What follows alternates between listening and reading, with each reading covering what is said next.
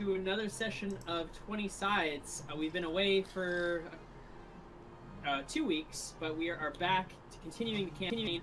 I am the Dungeon Master, Stan, and I'm joined by a bunch of very serious players who take D&D very seriously. Starting with Juno, who is playing our human wizard Avery. Hello. And playing our human mystic Sethanon is Ed. Hello. Hello. And playing both our gnomish artificer Blavette and our druid half-elf Hush is Nola Queen. Am I playing them both tonight? Is that what's happening? Oh, hi. I'll explain that in a bit. Okay. She's also the queen of our stream and our YouTube channel. Show her some love. Subscribe, follow on Twitch, comment, throw a party in her name, whatever. And playing our human paladin Dubois is Picard. Bonsoir. He doesn't talk like that. French is really the language of love. Playing our tiefling cleric Rahaj is Richard. Hey. Playing our elvish cleric Rana is Casey. Hey. And hopefully joining us tonight later will be Tristan 2.0, who's playing our Dragonborn fighter Akon. We'll see. Hopefully he can get in. I'm just going to extend a quick message on Discord. But in the meantime, this is 20 Sides, our 5th edition D&D campaign, and at the beginning of every episode, I award trophies to each player, well, to a couple players, based on their performance in the previous games. And so the 3 trophies are, there is the Baron of Badassery, which goes to the person who has the most badass moment from the previous round. There is the Failboat Captain, which goes to whoever I think had the worst luck or the biggest fail. And the Co-op Kahuna, which goes to whoever I feel is the biggest team player of the session. So based on... What was last session again? Yeah, last session based on Sunday. So last time we played on Sunday, not on the last Tuesday session. So long ago. Yeah, So when we killed that bumblebee. You mean not Harry Potter movie night? Or gambling night. So, the Baron of Badassery this time to Rahaj Mahal for his pulling water elemental, which contributed to the death of Chugaz. So congratulations, Rahaj. You can add another 25 experience points to your character. Hell yeah. Blah, blah, blah, blah. Now, even though Tristan wasn't here, I felt like giving Failboat to Akon because he was due to unforeseen circumstances. He couldn't make it here, and also the fact that Akon, in character, could not get a single swipe at Chugaz, which was very frustrating for him. So Failboat Captain goes to Akon this time, and the Co-op Kahuna goes again to Rana for her dancing lights, which were very useful to the players who did not have dark vision in this completely dark section of the Abyss. So you guys can give yourself 25 experience points. Round of applause for I feel so good. You're welcome. Continuing now, you guys, to recap, our characters had taken a ship called the Widow on their quest to reach Narzak, where they were given basically a geas by the Temple of Ultima. Their one chance at redemption was to kill the dictator Sultan of Narzak, who they fear is come under some sort of evil influence. So to do that, you had to get a ship. It took you to Ketland. You did a few quests there. You actually were given the key to the city of, or not the city, the town of Port Halta for dealing with some of the bandits there. You also met up with one of Sethanon's previous, the members of his household guard, Malik, who also had his own mercenary company. And so through him, you were joined by Akon, Hush, and Lee. up together on the ship headed towards Nantes. However, by a demon who had apparently broker, another member of the ship's crew. And this demon was demanding a team to go into the abyss and take out some of his rival demons. And otherwise, he was just going to blow you up. So you guys are basically forced to go into the abyss. You split into 2 teams, and you managed to make your very harrowing journey through the abyss. Party members in the process, as Alana was attacked by some strange ceiling creature and did not survive the encounter. But you made it back. The rest of you made it back, having defeated these dark raptors, the demons that you were sent to kill. And you managed to get a few days of downtime between then and your journey towards Nantes, out on the open ocean. And so for those of you watching on Twitch, because not all of our players, due to scheduling conflicts, we can't all play at the same time. The parties do have to split into 2, but I basically did a bit of sort of a role-playing chat room so that the characters who normally can't play together could have some chance to role-play, and also just to go over all the things that they would be doing in the interim between adventures from Ketland to Nantes. So basically, they all got back on the ship. A celebration was thrown to celebrate their return. The Golden Swans sang some songs to them. They even dedicated a few songs to you guys. And also held a bit of a vigil for your fallen comrade. And there were some conversations discussed. The broker also offered each of you your payment for completing the task by going to the abyss. And also, I just need a reminder, who actually went to see the broker about getting their payment, just so I can get a list of everyone who's gone so far. Hush and Blizzard. I know Rana. Let's all say it at once, so none of us get recognized. Rahaj, Well, Smalls got his. Smalls got his. Dubois as well. Snitch too. Snitch, yeah. Sephanon, I believe. Yeah.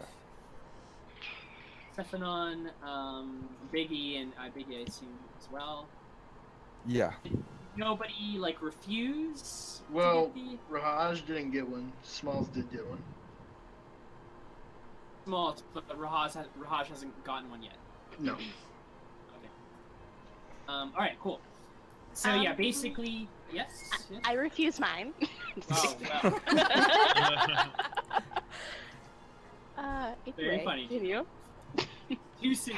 Too soon. Anyhow, Not soon enough. so yeah, the going into the abyss was each member was promised a clone. Basically, this like homunculus synthetic second body, which they had to give up a quarter inch of. Sorry, yeah, it was a cubic inch of their flesh, which would basically grow into a full-size clone of themselves. So if they die, then their soul will transfer into this lifeless clone. However, it does take 120 days for the clones to fully mature, so they can't be used until 120 days of maturity. So we have to last 120 days. Presumably. To grow a clone. Oh no, I want you all to be in the same boat that I'm in. Please join me. There's so much room. So, as I mentioned, you guys did get 5 days of downtime from the exiting the abyss to before you get to Lumiere, where you're headed. So did anyone want to do anything additional or like anything special with their downtime days?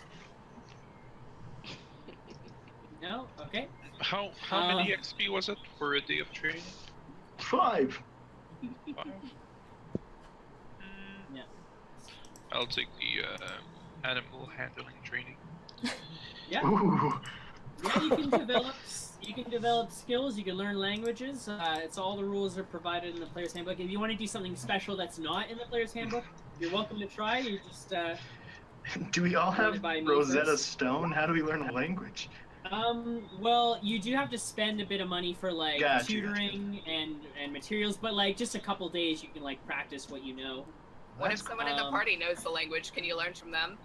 You can learn from them, yeah, but you do still have to pay for like additional materials, like study materials, stuff like that. Ah, I do have a. If Bliv wanted to make a second bag of holding for somebody, would she be able to like find materials on the ship? You so like you And, like, can't how much gold? finish. Like in order to certain activities, you need the proper equipment and the proper like setting. Like if you wanted to forge a weapon, you'd need like a forge. But for making magic items, you can make magic items, but it will take a lot of time and money. I'd have to look up the rules on that, but you could start to make a bag of holding. I believe you have to spend a certain amount of gold per day. I'll look it up in the break. Okay. But yeah, we can come back to that. And also, I do want to mention, so I had a bit of a mini game in between sessions. The DM's jukebox, basically, sort of out of character. In character, the Golden Swans kind of dedicated some songs to some of the characters. I also created a playlist for you guys based on your characters. it was beautiful. And the challenge, thank you, the challenge was to guess which song belongs to which of the 6 following characters. And they were Alana, Sethanon, Rahaj, Jacket, Dubois, and Rana. And so you had to guess which song goes with which person. I said it was going to be due by today. However, since Jacket and Dubois, or Jacket and Picard had that such a long and beautiful discussion, I feel like Jacket needs to be here when I do reveal the answers. So I'm going to do it on Tuesday. So I'm extending the deadline till Tuesday. I will tell you right now, you haven't got it. So you have until Tuesday. You cut out. You cut out. We don't I'll have tell it. you right now, you have till Tuesday. Yeah, I'll tell you right now, you haven't got it correct. I'm not gonna say Oh, what shit. way, but you don't have it. So I'm extending the deadline till Tuesday. If you get it correct though, if you get it correct for all characters, that's 100 experience points to everyone, even if you don't participate. Everyone benefits. So You should be a teacher, Tristan. I can tell you right now, you don't have it correct. yes, See you I next Tuesday. I would be very good at crushing dreams. I used to have a teacher. He would just put on Lord of the Rings whenever we had an exam, and it would just at the scene where like Gandalf's like, "You shall not pass." Wow. It was very much. Fuck. Me AF. My teacher just plays like Romanian pop music, which I don't understand. Oh, that helps too. I'm sure. So, anything additional? I know you guys have been talking a lot in the Discord chat, but was there anything additional you guys wanted to do before reaching Lumiere? Feel free to just buzz in. No? I killed No? Blue. Okay. Well, a stealth check? No, I'm kidding. That would be an animal handling check. But anyways, so let me just check my. I'm sorry. All right, no more silliness. I have to focus. I don't DM kill her. mode. Here we go. So let me just check my agenda here. We got everything. All right. So after 5 days traveling the open ocean, you guys do eventually see distance what appears to be a very large city. As the day presses on into sunset, you see in the distance 1,000 tiny lights like stars lighting up the horizon. Capital of Nantes comes into view. It is a towering metropolis, aglow with gold and silver light, spanning several miles in diameter. The city climbs towards its center, as upon a hill, above the rest of the city, you see the immense palace. In front of it, you see an open square with a giant diamond the size of a house as its centerpiece. Surrounding the diamond there are lamplights that refract through the crystal in a dazzling light show. High above the city, chained to one of the tallest towers of the palace, a ship floating in the air. Most of its sails extend from the sides horizontally, with one long sail on the top, sort of like the fins of a fish as it floats above the city. You eventually come and dock into the port of Lumiere. Bob shouting to the crew, get that rope tied up. Damn it, James, we need you on board. Get up here. Everyone's kind of frantically getting ready to dock. You see there's the dock district is just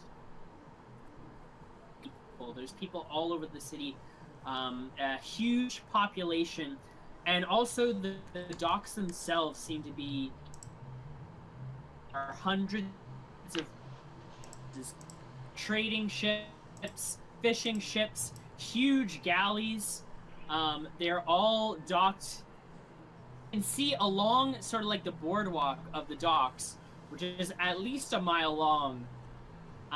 You can see stalls and like tents, almost like circus tents, as people are preparing for the upcoming celebration in the coming weeks. It is currently, at this time, the 23rd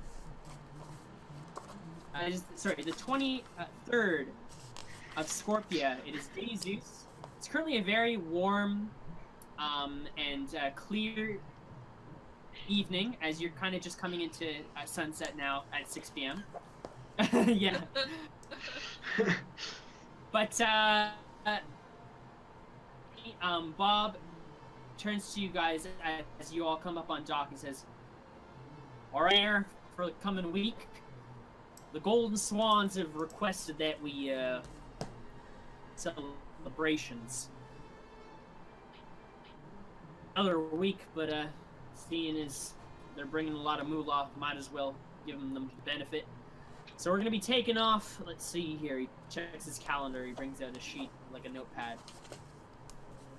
The 4th of Sagittarion.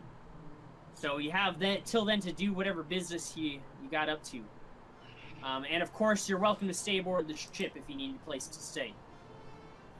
Any questions? City's yours, have fun. And, yes, a few of the crew are also kind of like talking and debarking onto the docks. They're looking quite excited. When they're talking about getting drinks. What do you guys do? I cast Inflict Wounds on Alana. Aww, sad day. So yeah, if you want to check your calendars, currently it is the 23rd of Scorpia.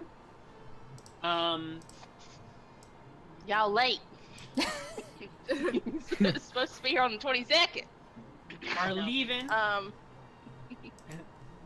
It said, however, you guys are leaving on the 4th of Sagittarion, the next month. Oh, we're not gonna celebrate Celeste Myths here. No, not quite. So yeah, so like you guys have docked. You guys actually see Malik comes on board, and he says to Hush and Akan, like he brings you and Lee up onto the deck of the ship. And also, No Life Queen, just for now, make sure you switch between in the chat if you want to speak as Hush or Livette, and you want to buzz in. Just make sure you actually switch so I know who is doing what. But basically,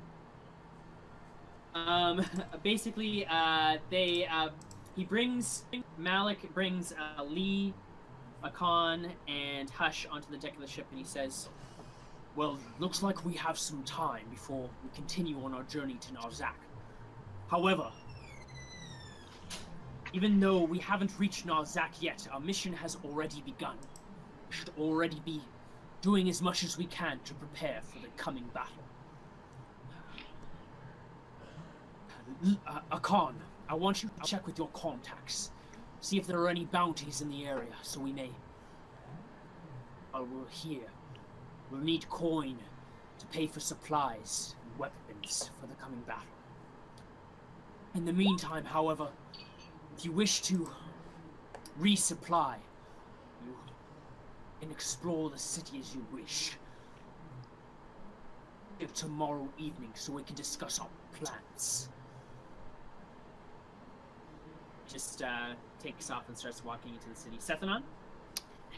Yeah, just while everybody's gathered, I guess before people start disembarking, I'll sort of I'll glance at Bliv, and I assume Jacket's sort of there as well. And I address my companions and say,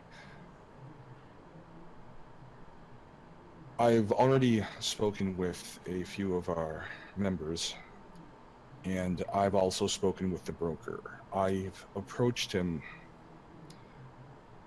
with the notion of seeking out Alana's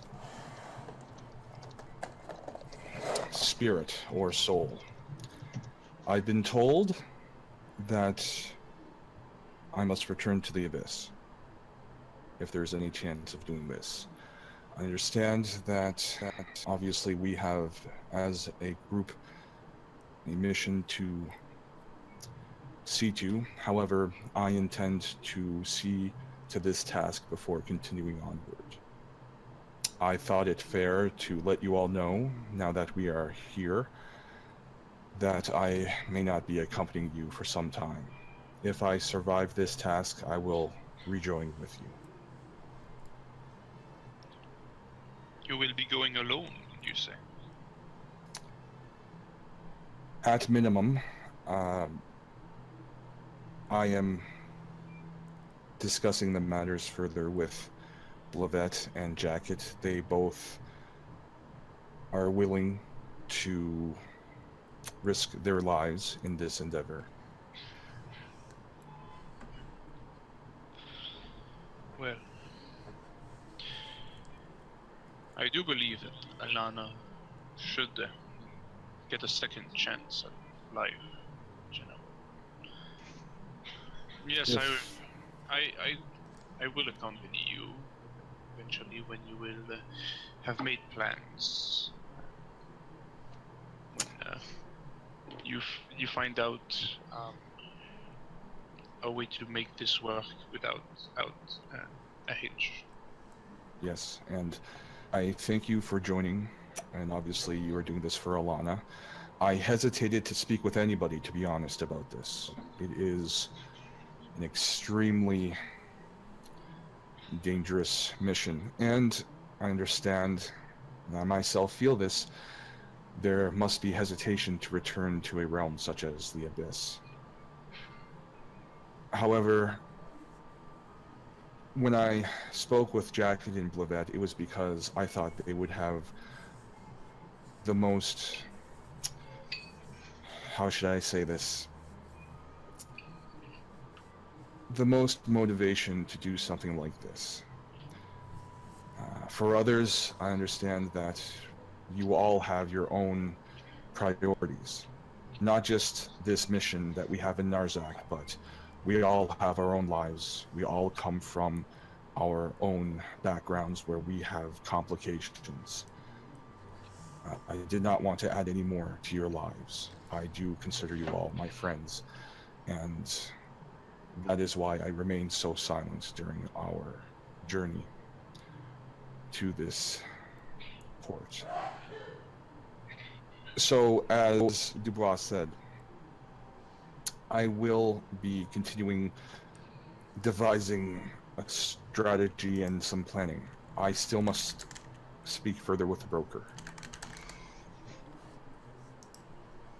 So you're not planning on going back immediately then? No, the broker, when I spoke with him, and I initially spoke with him when I approached him about the reward for our participation in the Abyss mission, I mentioned to him my intention to retrieve Alana's soul, and I asked him if he could provide a way for me to return. He actually volunteered to assist us. Obviously, he is not an individual who is completely benevolent, if at all. I suspect he has his own motivations. He did mention that, I have to look this up, sorry. I'll just call him Galadzus. Galadzus. Galadzus, okay. He mentioned that when Galadzus first appeared in our vessel, making demands of the broker, that was an affront. At least partly for the broker's motivation to assist is to pay back this transgression. Aside from that, I suspect that he sees perhaps value in removing him for whatever reason, and we are convenient agents for him at this time.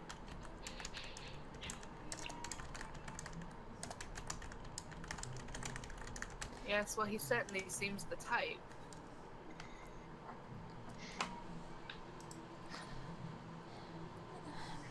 The Abyss, we just came from there. I'm sure I don't need to tell you. It's not a place to go without being well equipped.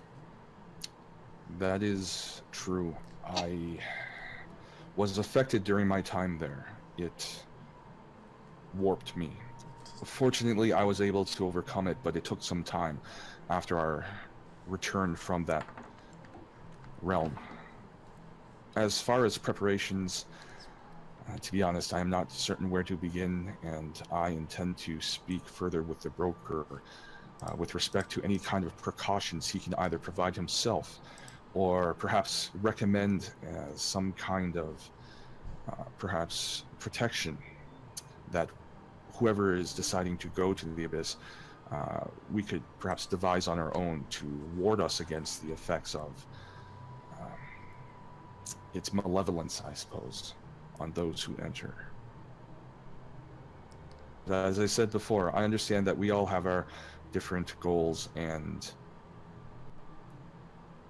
I did not want to put this out there for all of you to consider, but I could not hold back any further and conceal this from you.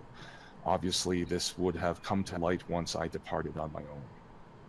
So I thought it best for the truth to come out now, rather than wait any further. My biggest issue with all this is, well, I know I never finished telling you about stuff before because of the whole Abyss thing, but our end goal of, you know, all this, that's kind of the reason I'm back. He has my family. I can't just run off to the Abyss without saving them first. I know I've said I'd help, but I made a promise to my mother, and I can't not bring them back. I understand, and I believe at this point, whoever decides to take part, we all should have an equal say in terms of when and how to go about this task. I do not fully understand the passage of time in the Abyss, as well as its effects on something that is no longer technically living. As much as I wish to rescue Alana, the fact of the matter is, it is not a simple task to simply return there. I also do not wish to simply confront the Demon Lord. If possible, I would like to use covert tactics. I think, for now, Blivet, my heart says one thing, but my intellect says another, which is your family is the priority. At this time, we know for a fact that every moment they spend in the hands of their captors is a moment of danger. With Alana, I do not know for sure. So, whatever the case may be, I will assist you. Thank you.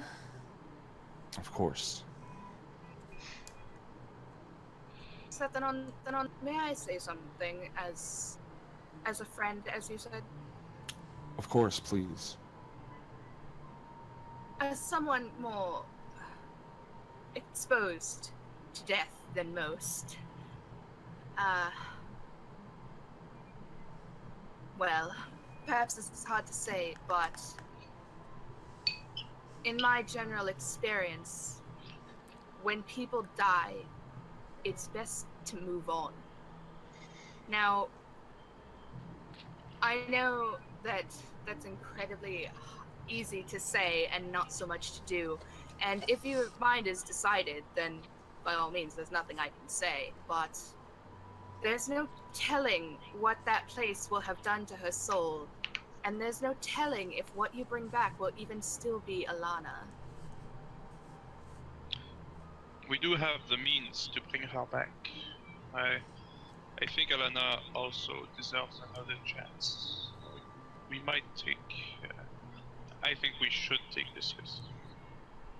I nod to both Alana or Alana. Rest in peace.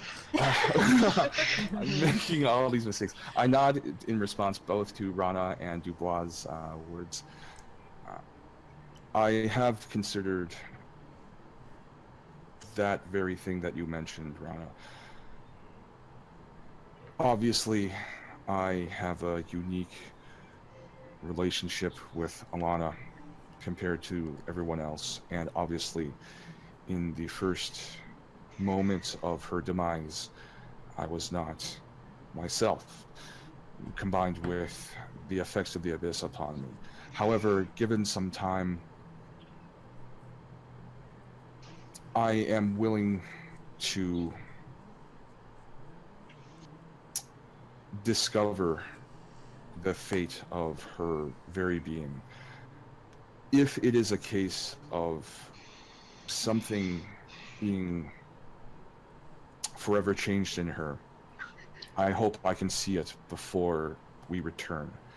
And if not, if it is something that makes itself known afterwards, all I can simply say is that I take responsibility for it, and I will deal with it. And it is something that I have not discussed with any of you, and obviously it made itself apparent during our time in the Abyss. I am employing unique and new abilities. Because of this, it has given me a different perspective on what is known, and it has given me a new perspective on questioning that which is already established. And no disrespect to those like yourself, Rana, and Dubois, and you, Rahaj, and anyone else who has a strong faith, but I question the nature of life, of death, of souls. I admit that I have my own, perhaps even selfish, desire to help Alana. I feel that I must see people speak about death and life and the possibility of bringing those back. And it does connect to that which you've already spoken of. I want to see what Alana, how she has become. And if she makes any mention of desiring to stay dead, I will not bring her back. I will not force this upon her. But if there is a chance of her wanting to return, to be freed from whatever torment she is in, I cannot go by and not try, at least.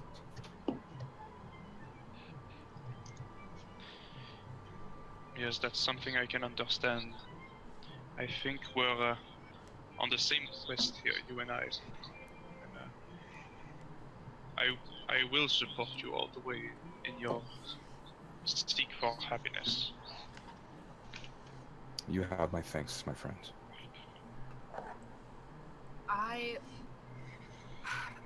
Alana and I clearly did not get along, but...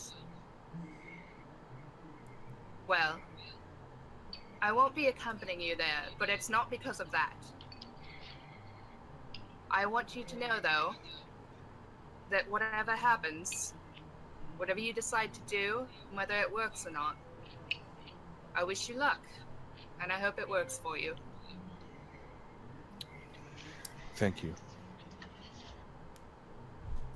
You guys hear as a lot of the these like crates are being lifted up from the holds out onto the deck of the ship, and the crew are kind of taking them down onto the docks. You can overhear on the side of the docks, Captain Bob seems to be talking to someone on land. Welcome to Nantes. What brings you to our fair city? Edouard's down there? You just walked into a whole country full of Edouard. Holy Nice. shit, I love this place. Let's never leave. You hear Captain Bob saying, "Oh, well, you know, we're just trading some goods to the Merchants Guild, and we also got some musicians who are playing at the Royal Wedding." Very good, very good. And what goods are you transporting? If you could just fill out this form. Yeah, you know, we just got some yada yada yada. Yes, and if you could also list your passenger manifest. The Captain Bob starts to look a little nervous at that. As he looks over at you guys, and he's like, see, now that's complicated. One second. Yes, the boy looks a bit nervous too about this. Captain Bob is kind of looking at you guys like waiting for some sort of cue as he takes the piece of paper and starts writing names down one by one. And he eventually he's like, yeah, those are all our passengers. Wait, That's all of them. let me check if you spelled my name. Dubois runs down to the dock. And are you just going down in like your armor? Like, what do you look like right now?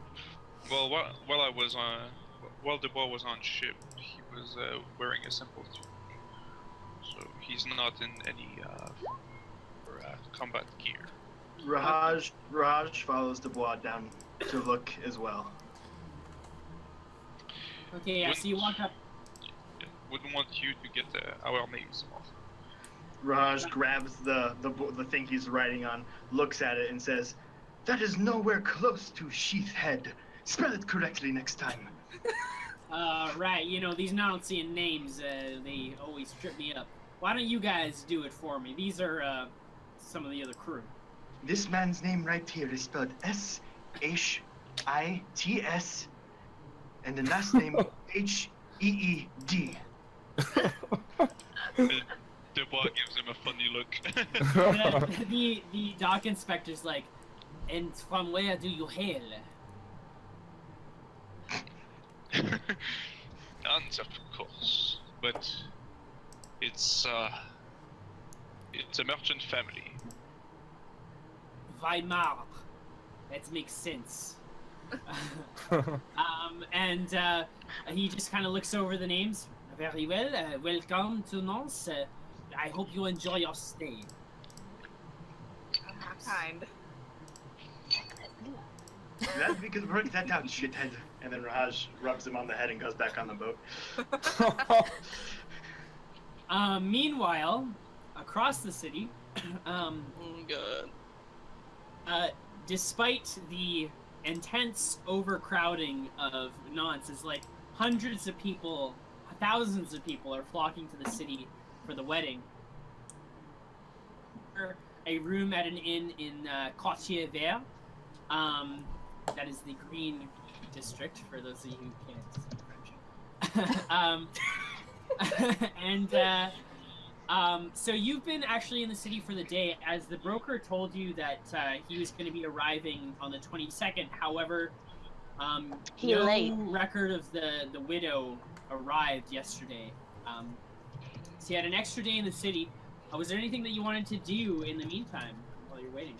Oh, you know, I'm just kind of like window shopping, and I go to the bakery and get some cookies and kind of just. Oh no! You're Really? super quiet. I can barely hear you. Oh God. Okay. Yeah, she sounds normal to me. Same. She's not talking to me. Oh, you know what? I'm Turn- hearing you through someone else's microphone. So let me just disconnect. One second. Turn me up. Okay. All right, I'm back. Okay. Can you hear me now? Yep. Okay. All right. I'm just going to the bakery and the bookstore and just like window shopping and picking up stuff and saying hey to everybody that I know and it's just kind of. Bonjour. Bonjour. It's like the beginning of Beauty and the Beast. It really is. It really is. is. I'm just kind of humming as I, walk around and buy stuff and pick up things that I need. Obviously, I was gonna ask you. You never answered my question. Does a mess kit have teacups in it? A mess kit would have like, it would have like a, I imagine some sort of like tin or like light metal. Okay, well we're gonna get some actual sure. teacups. Yeah. Yeah, like it was something that you could use to pour tea into, but it's not very, not appropriate for high society. Yeah. I stopped by so the store if you and get want, some you can roll me a charisma investigation check. Oh no. Okay. I don't have that added yet. Yeah, you can So- just do it. Yeah, do it the old-fashioned way. Okay. You do find a few different stores in Quartier Vert. You find, first of all, the Merchants Guild, which is probably the easiest to find. As it's a very large building. You also find this other store, Fiat Goods. Okay. As for teacups, nothing in this part of town really catches your attention, but feel free to peruse those lists there. Darn. You can Okay. try to look for more. Like you can it's a massive city. There's way more places to shop. If you want to try and look again, you can. It would take you another hour, but you can roll another- I'll get it on the way. I'll just get it on the way to wherever I'm going. So, yeah, I just kind of window shopped this morning with my little cup of tea to go kind of thing, bag on my arm. So, Right, and did you want to head anywhere particular? oh, I'm supposed to be meeting the broker. I remember while I'm walking around, so, I go towards the docks to see if he's here today, because, he's late, and he was supposed to be here yesterday, so I go to the dock to check again. So you can either walk there. Walking there is going to take, let's see, your Quartier Vert. It's going to take you 2 hours to walk Oh to my the docks. God, I want to take a bike. Oh, the other option is, there is a, sort of like a horse-drawn carriage, like a cab. Yes! Yeah! That sort of, Yeah. they kind of go all over the city. Uh-huh. So it is one gold piece per ride, but you can take it for 1 gold. It would take you about 30 minutes to get to that. Oh yeah. Okay, it's kind of like one of those taxi bikes where they annoy you at those tourist attractions. Where they, yeah, basically, I just kind of take my tea and I get to the back of one of those things and Yeah, they're I give 'em actually a pretty gold nice. Like, piece. they have like it's basically like a compartment. Like it's closed, has a roof and Oh, walls. okay. You get into the back, and yeah, you can kind of sit down, have your tea as it sort of trots give 'em along a the gold. street. Yeah, so as you're taking about half an hour to get there, everyone back at the docks, what do you guys want to do? As Malik has basically already walked off with Lee. Akan leaves. He looks to you, Hush, and says, I have a contact in the city. I'll see if there's any bounties available for us. As he starts walking off. And also, the Golden Swans, along with Biggie and Smalls, with their instruments all tuned up, they start heading out. As Hilta turns to you guys before leaving, she says, "All right, then we're off to play the gig of a lifetime. No pressure." You'll do fantastic. You've been practicing the entire way. Small starts shooting fireworks off because he can. You see Cirilla as she's kind of just examining her nails as she always is. "Oh, please, I was born for this." Hilta turns to you guys, however, she says, Well, I don't suppose you ever got around to think of a name that we could call you, you know, if we're gonna sing your tales and whatnot. Help us to get something to call you. Rahaj and the Mahals. We got so far. I mean, we were thinking maybe the Heroes of Port Halta. At least it's got like the alliteration going. But I mean, it's not really. And that won't carry as well once we're heroes everywhere else. Yeah, exactly what That I'm much thinking. is true, yes. We need something more universal. Straight out of the ass crew. Here. Oh. Rahaj is just thinking, like, we fight a lot of things with tentacles. You know what looks like a tentacle? No. An eel. Stop. And we seem to have a lot of emotions in this group, so we should be the field eels. Oh, I object to perfect. that. Hilta The started a little. Assault Crusaders.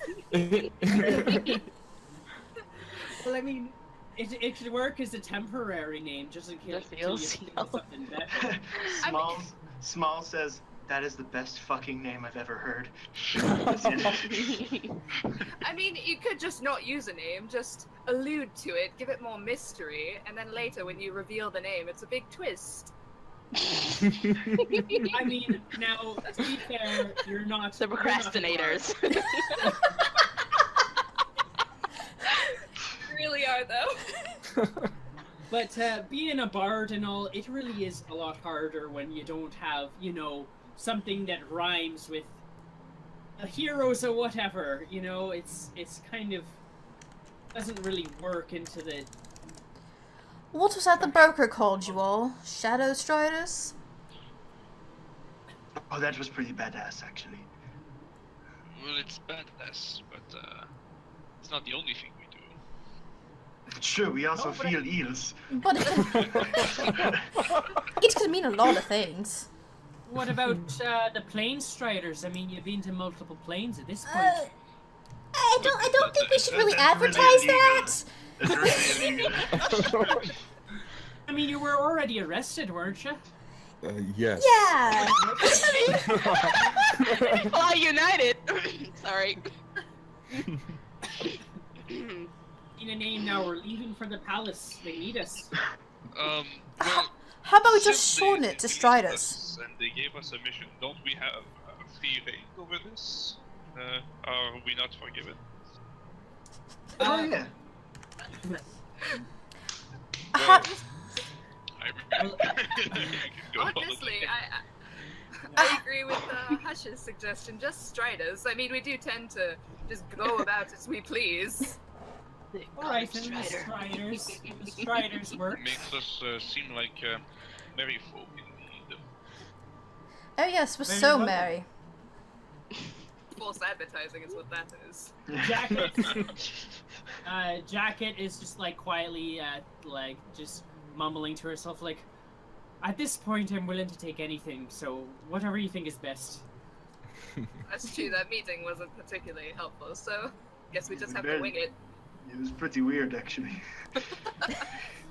All right, the striders it is. If you happen to be popping by the gold district, then be sure to say Rahaj hello. is gonna trot up to Hilta real quick and drop 5 gold in her hand and say, "Call us Rahaj and the Mahals," and then walk away. Hey, make a persuasion check with advantage. Ooh, yeah. Hell yeah, Hilta. You my girl, don't fail me. Reject this Oh wait, name. is it with advantage because she's evil? What a plot twist. No. Oh. Ah, And she winks at you, says, "Yeah, I could work it into a few songs." Hell yes. We can always change the name later. You are the best. Never let anyone tell you otherwise. So the Golden Swans featuring Biggie and Smalls. Hell yeah. Head off. Yeah, it's put that feet. They head off into the city. The rest of you guys, Blivette, what would you like to do? I'm gonna walk up behind Seth, give a little tug on his robe real quick, and be like, I still need measurements for the thing. Oh, yes, I apologize. I am available to you whenever you need me. Can we do it right now? That way I can head in and see if I can find somewhere to work on it? Yes, certainly. I guess I'll just crouch down. In the street. I'll still take on a the knee ship. and... We're still on the ship. Okay. So yeah, I guess I'll find an appropriate spot to sit down and let Lavette take her measurements. All right. Yeah, you can take a few minutes, like say at least 15 minutes with that. What about Rahaj? What are you up to? Well, Rahaj looks to Seth and goes, "Well, Rahaj supposes we can walk later." Don't know my voices. And he's gonna leave the boat. I'm gonna look for any signs because we're at the docks, right? Any signs of any ships from Port Halsha or any nobles from Port Halsha, and then after that, he's gonna go to the market. Do you need help looking, considering you're blind? Yeah, it's fine. I know what the symbol looks like. Perception check. A what? Perception. I might need help looking because I'm blind. I will help you look because you're blind. I need help looking because I am blind. Okay, yeah, Rahaj, within 60 feet, you do not see any ships from Port Alpha. Shit! Even if you did, you do see the sails. However, like with all written and drawn surfaces, you just see a flat surface. Rana, however, now the docks is like littered with hundreds of ships, all big and small. Some of them look like they're just small-time fishing ships. But you do see in the distance, more towards the, I'd say, eastern side of the city, some very large, like, noble galleys with the signs of noble houses. You'd have to make a history check to see if you recognize any of them. But I'll make that check. Yeah, go ahead, Also, make a do check. I see any skulls? Looking out for me. let's see. So, unfortunately, you're not familiar enough with Keddish nobility to recognize any of the noble houses and their sigils. You do notice, however, what catches your eye, no skulls. You do see someone walking along the street with a hand behind his back, and he has his fingers crossed. Tell me. Rahaj has told me at this point that that's a thing he does, so I nudge him and let him know that there's a dude walking around doing the criminal thing. Rahaj looks to everyone and goes, "Oh no, Rahaj dropped something over there, bye," and runs after the person. Yeah, he's a good like 100 feet away, but you can catch up to him. He's just strolling along the docks. Meanwhile, the jacket. Welcome. Thanks, Sorry, babe. a bird. You see, actually, a bird comes fluttering up onto the side of the ship, and it seems to have a letter attached to its foot, and it just makes this like squawking sound, like "Jacket!" And That was amazing. Jacket says, This is straight up a Disney movie. Singing birds. "Jacket, oh goody!" And she walks over, really quickly, begins reading the message. Well, we know it's not a French bird, so... She's very embroiled in whatever she's reading. Also, another. D&D's such a weird fucking place. I love it. Before you guys leave, you see another commoner, not a commoner, someone dressed in pretty decent robes, not like a noble, but pretty fine clothing, comes up to the ship and says, "Hello there, is this the widow? Yes. I have a message for one Sethenon Vilcruvius." Oh, well, does it have to be delivered to him specifically because he's getting his head measured? I have specific instructions to deliver this to Sethenon himself. I call back towards the ship, wherever it is they've gone to, and say, "Seth, pause the measurements for a moment. I hear that, I suppose, and I don't turn. I just want to make sure that I'm not messing up Livette's measuring, and I'll just say, could we put this on hold for a moment? It seems like Rana needs something. Sure. And yeah, I'll get up and go. I also want to mention, Sethanon, in case you didn't get my message before, I updated your journal. For the past few nights. Oh, okay. It's a diary, not a journal. So yeah, you can take a few minutes to look that over, and I also Sure. have a handout for you, but I accidentally forgot to copy it over, so I'll send it over to you in the break. Okay, cool. But in the meantime, what is... Oh, yes. Another thing.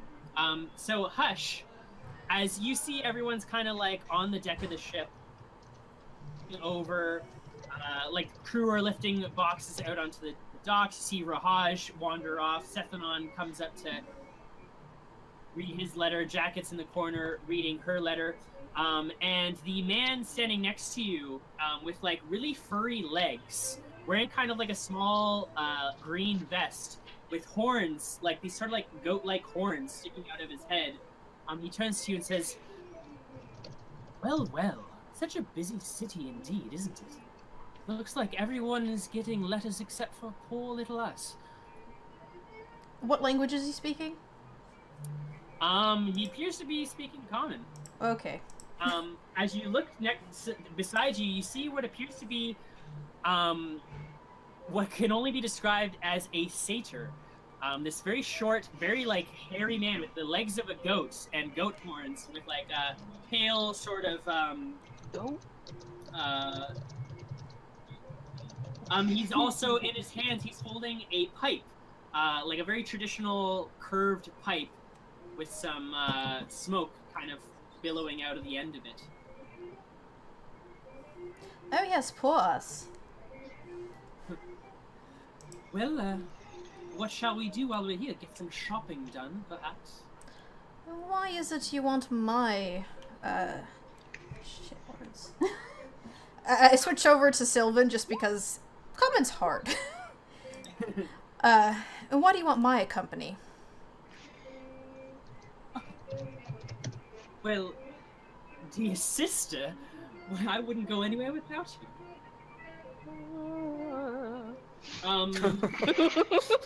Well, you're Everyone else paying on the then. ship- Everyone else on the ship, you just overhear Hush speaking in Sylvan to apparently no one.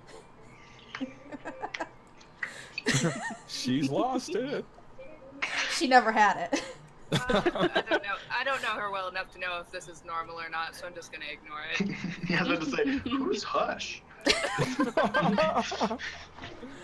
God. Is that the cat that follows us sometimes? That damn cat. He just points towards the city after you. Alright, but you're paying for anything. And I guess Hush just... And he looks at his lack of pants, and he's like...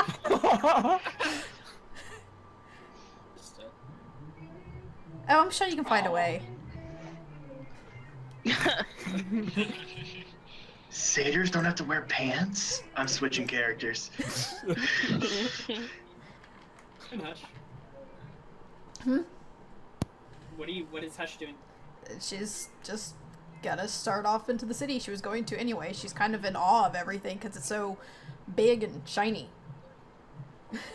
Walking down, kind of ignoring him as you can hear him walking behind you. But as you get into the city and you're surrounded by crowds, he appears to just be gone. Alright then. But back to sorry, Rana, you want to do something? Oh, I mean, if you were gonna go back to Avery, go back to Avery. It was just okay. Well, I'm just gonna turn to everyone else and say, well, I don't know what everyone's plans are, essentially, for the immediate future, but I'd like to go and see what they have to offer here. So, if anyone wants to come with, you're welcome. Oh, Going shopping. Get in, sled. We're going shopping. All right, so anyone who wishes to do some shopping in Quartier Bleu is welcome to roll a. What is it? It's charisma. What did you investigation. say? Yeah, you kind of got quiet there at the end. Oh, I So, thought you- and that means roll charisma and add your investigation. If you have Add a your proficiency investigation. Yeah, But because the proficient- blue district. Oh wait, that was is, the wrong. Oh shit! That was supposed to be for Hush. The blue district is a port district, right? side facing the port. Yeah. Do I need to re-roll that since that was supposed to be Hush? Well, unless Blavette also wants to do, but that's technically not correct because Yeah. that is. Oh no, you did use their charisma. Okay. That's from So that's yeah, Hush's Blavette wants though. to do some. That's Hush's character sheet Oh, though. it's her character sheet. Oh, Yeah. and So I don't know if you want me to correctly. re-roll. just your name is different. But Yeah, I that's forgot fine. to click on Hush first. All right, so So- fine. What? So you Sorry, roll a charisma I'm check, slightly confused. Okay. and add your proficiency modifier. If you're coming, Dubois, you may want to also do a charisma check because mine is -1. Alright. That nat 20 on animal handling, Well, though. I just help her. I don't. I follow her around and help her translate what the signs show. Okay, so do I roll with advantage then? Yeah, you can roll with advantage. Aha. Great. Well, Okay, yeah. So you're both walking together. So this is you both find. that's a +1, I guess, if I'm adding my investigation, so it's 17. Okay. If that helps. And there's Rana. So this is what you guys find. So it'll be popping up in your documents journal tab. Anyone else doing any shopping? Beliv will after she gets done with measurements with Seth. Roll right now just for the future. Just so Okay. out of character you can see what is on the menu. Seems I didn't put that on the sheet. Okay, so charisma plus whatever my. Plus if you are proficient in investigation. Okay, well I have a -2 And in so- charisma, so there's that. Plus the 5 from investigation. Oh, Could be damn. worse. Could be worse. She wanders into the wrong district. You don't manage to find.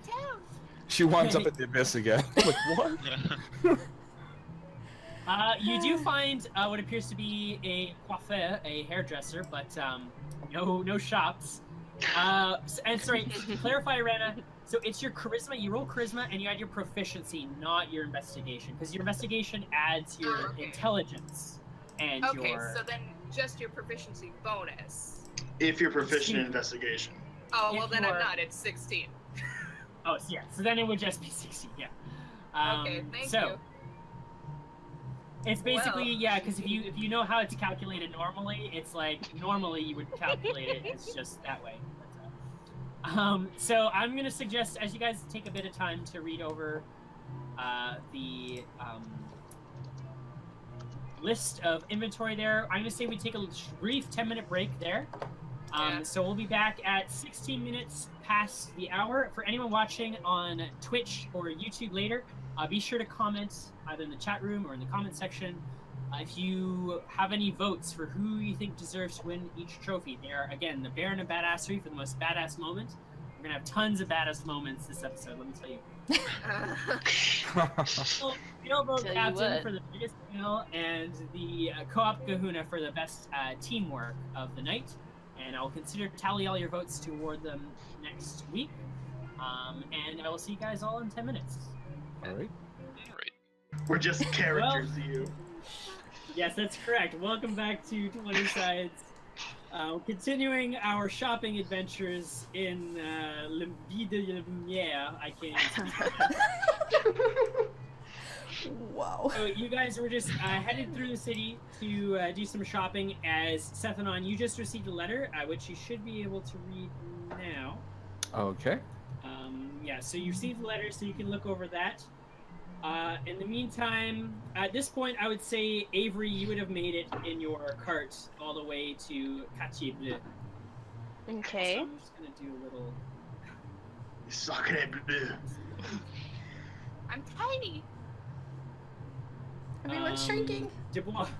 Oh, and so also Dubois and Rana, occasionally you do see posted on like a wall or a lamp picture of Dubois with a 500 gold reward, listing him as wanted for high treason, dead or alive. Do I pass them in my carriage? Yeah, I'd say you actually might pass them walking by while you're in your carriage. Do a double take at the What's Dubois? Well, Is that a perception check? you're not looking for them. You have to make Okay. You can make it with disadvantage because this is like a huge city. Alright. Hey, shithead, you look a lot like that Dubois guy. Okay. This is the crowd.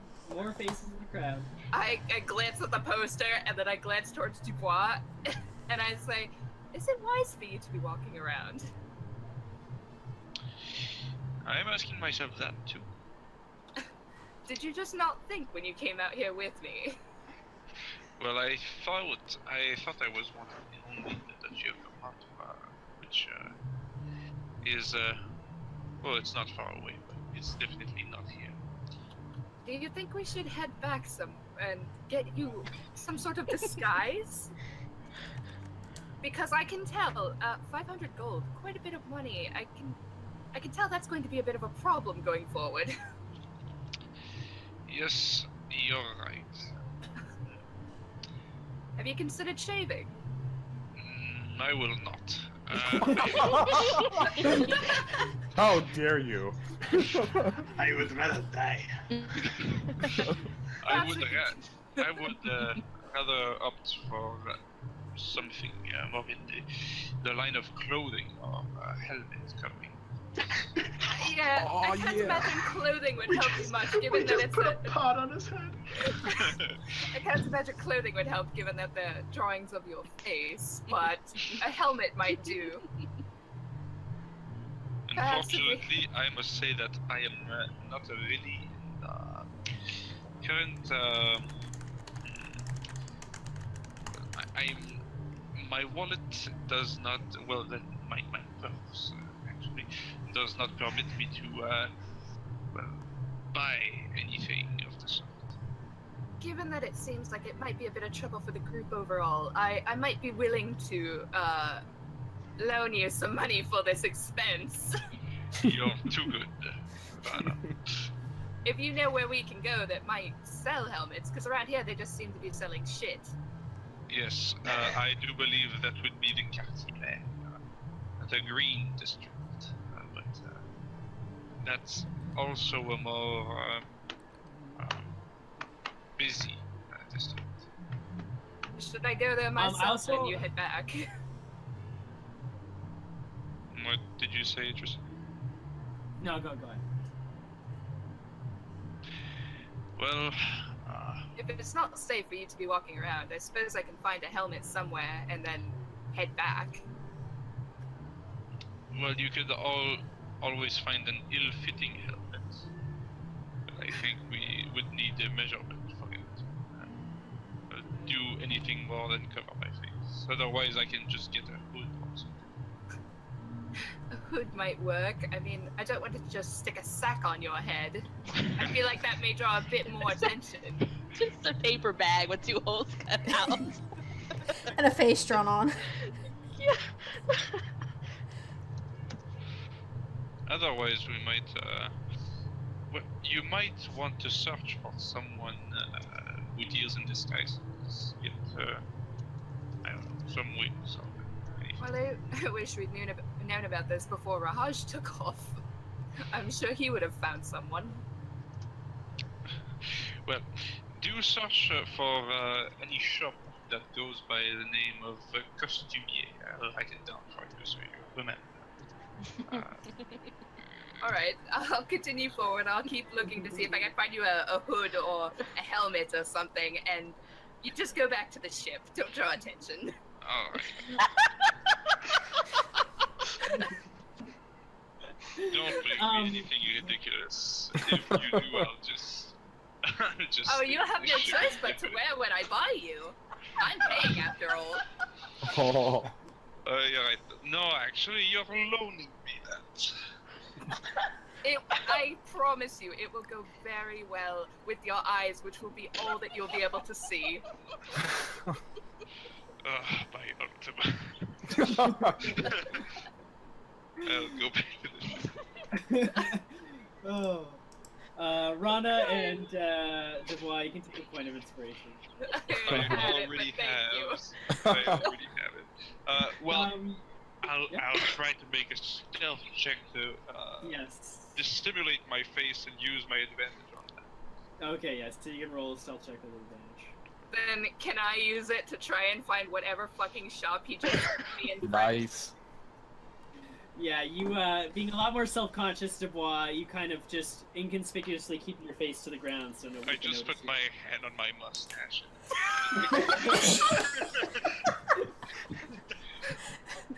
for something, and you're just, like, covering your face. Can I?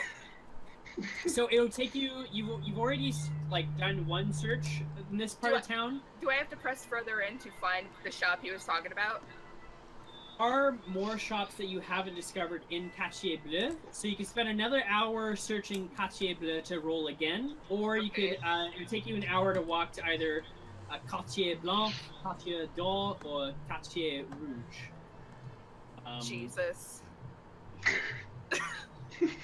Wait, he said it was in the Green District? The Green District would take you 2 hours to walk there, because it's the opposite end of town. Good God. Is there any faster way to travel there? You do see that there are several cabs, horse-drawn cabs, going along the city that you could. They're 1 gold per ride. Yeah, all right. I'll take one of those and head over to the Green District. Yeah, I'd say you actually you notice a human woman getting out of one as it becomes vacant. So you manage fantastic. to it frees up. Hold that cab. Oh! I hold the door open for her. Oh, thank you so much. Do I see the second person, or did Dubois leave? That was a natural 20. No, you do not see anyone. Oh! I'll have a good day. This cab's all yours, and I give the cabbie my gold piece. Oh, merci beaucoup, madame. Ah. Oh, Whatever. God, I don't know who everyone, most of it. everyone sounds like Dubois. So meanwhile, Rahaj, you're following this guy walking along the docks. He kind of turns farther more inland. Begin following him. As you're walking through the streets, you overhear the herald. In fact, basically anyone walking around this part of town would hear. There's sort of like a crowd gathering in one of the squares in this part of town. He's sort of standing on top of like a cart, shouting to a crowd. You see this man sort of in like roguish clothing.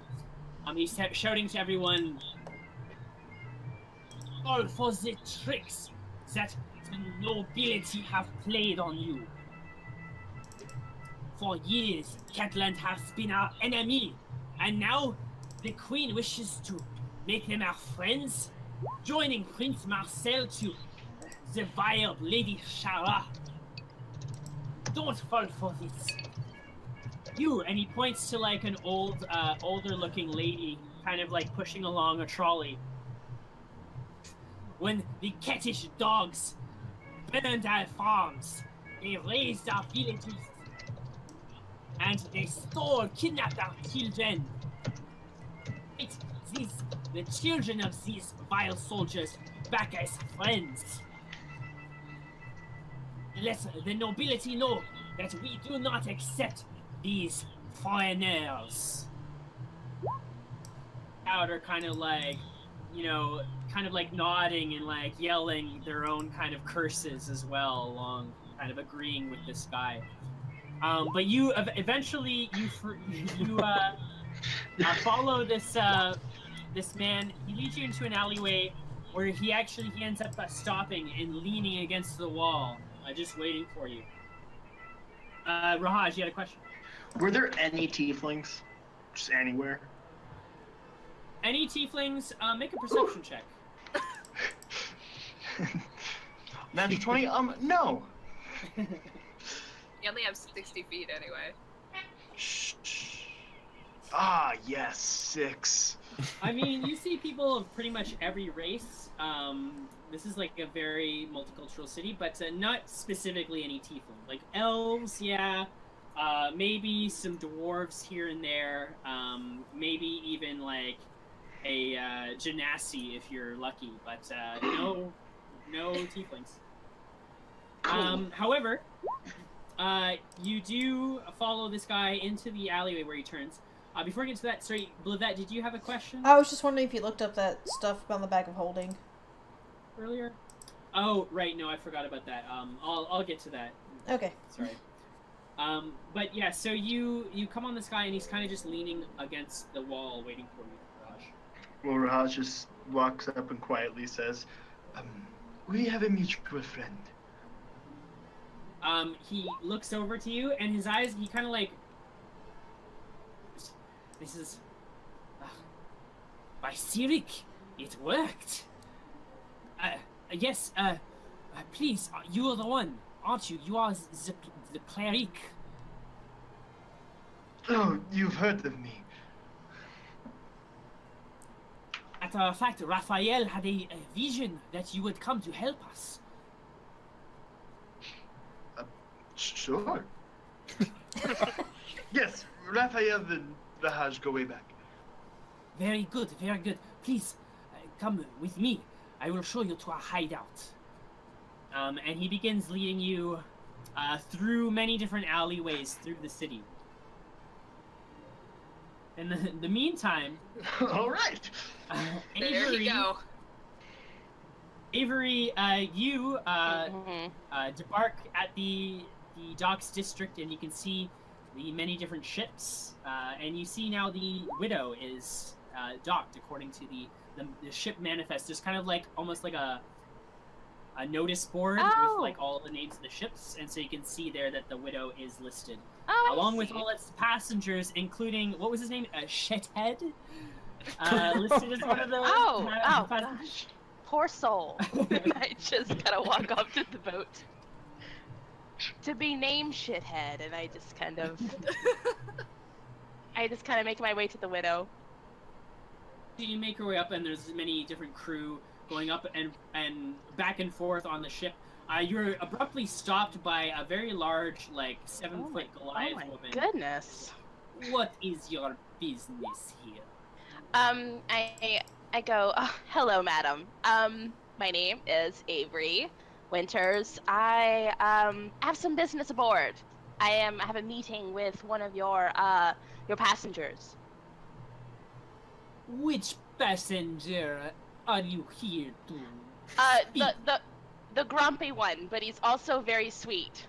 His name is Broker. The Broker. You see the broker's door just creaks open. And Sukava kind of looks over with like her eyes, like her brows furrowed. Very well. And she just gets out of your way. You're a peach, and I walk by her. You go into the broker's room? I take my tea, I warm it up a little bit with my hand, and I walk in. And I close the door behind me, and I'm sitting there like, God, it's so dark in here, Broker. Turn on a light. Yeah, you see he's leaning back in his chair, smoking a cigar as he usually is, and... Long time no see. Oh my... How you been? Business has been good. And you? What? Is that how you greet an old friend? And I walk up and I give him a hug. Does not get up to hug you. I know, I just walk over to him and I give him a quick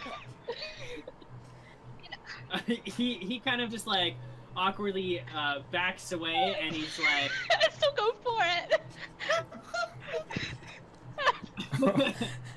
The room goes like dark. Oh His my eyes gosh, become you're glowing so red. touchy. And I back off and I sit down. I cross my leg. He says, "You need to learn a thing or two about boundaries." You have always been so grumpy, but you know, I know that you are a gentle soul. It's okay. We ain't friends. We're just business associates. Speaking of which, are you here to talk business, or you just want to have a tea party? Ah, you know, you've gotten really crabby in the past couple of months since I've last seen you. And what is going on?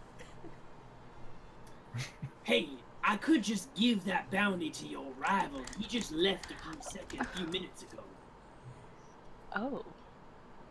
Who are we speaking of? You may be familiar with a Khan Black Scale.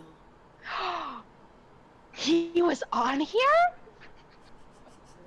Yeah, him and his whole mercenary band, the Black. God. Well, how is he? How's he looking? I'm sure you can ask him yourself when he gets back if you'd like to stick around. Well, you know, you and I, we need to catch up. But what's this bounty?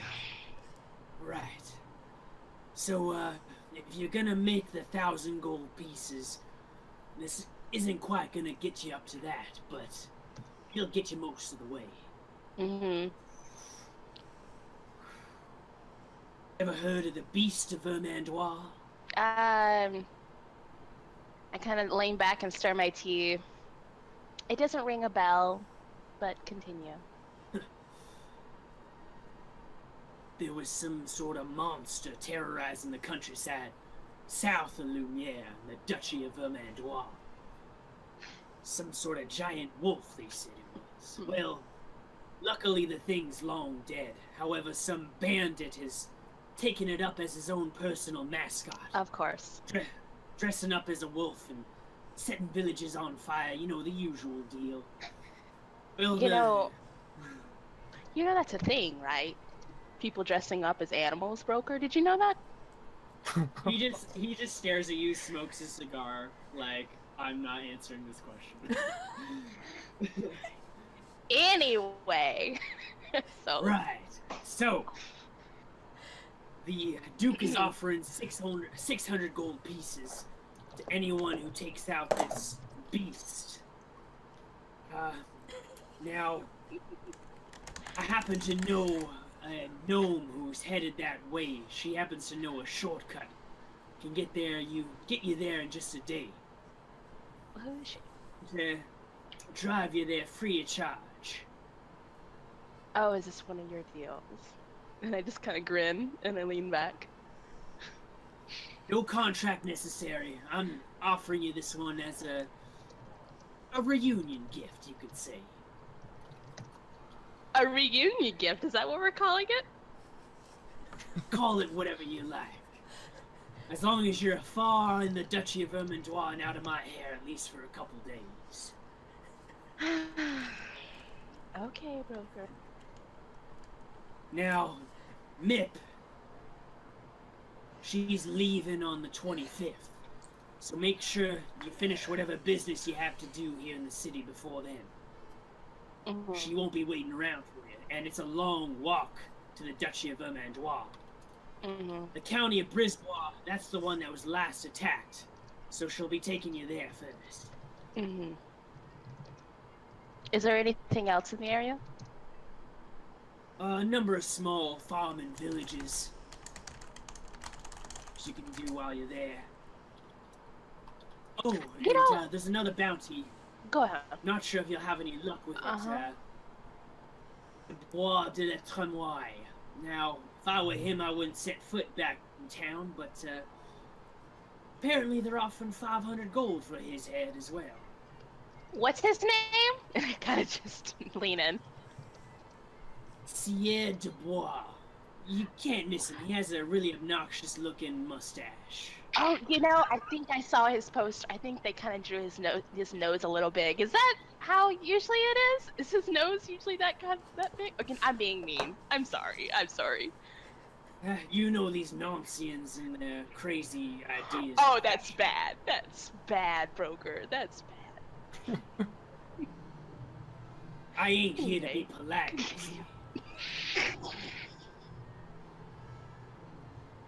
1,000 gold, like we discussed, then I think our business here is done. Well, you know. Wait, what'd you say, Tristan? I'm sorry. He said, unless you got that 1,000 gold, I'd say our business is done for the day. No, obviously I don't. I spent some money on some things, you know. Also, I need to know a fine dining shop in this area. You wouldn't happen to have any recommendations? Do I look like a tour guide? Oh! Stand up. And I walk towards the door. And if I were you, I'd start learning how to save that coin. Well, I didn't spend a lot. I didn't spend all of it. You know, you still act like my mother. And Ugh. I didn't even know her. So, you act like a mother. Hey, you take as much time as you like. I'm sure your nephew's doing just fine without you. You're right. Okay. All right. I'm serious. I'm serious about it. I am. I do need to find him. He has already started ignoring you and has just gone on to his papers. I glare at him, and then I kind of make a You feel a very slight gust of wind. No, I push against it. I push against the wind, and I kind of brace myself against the door. I said, I'll be going now, but I've always, had a special place for you in my heart. And I say, walk away. And then kick out the door. Door slams behind you on its own.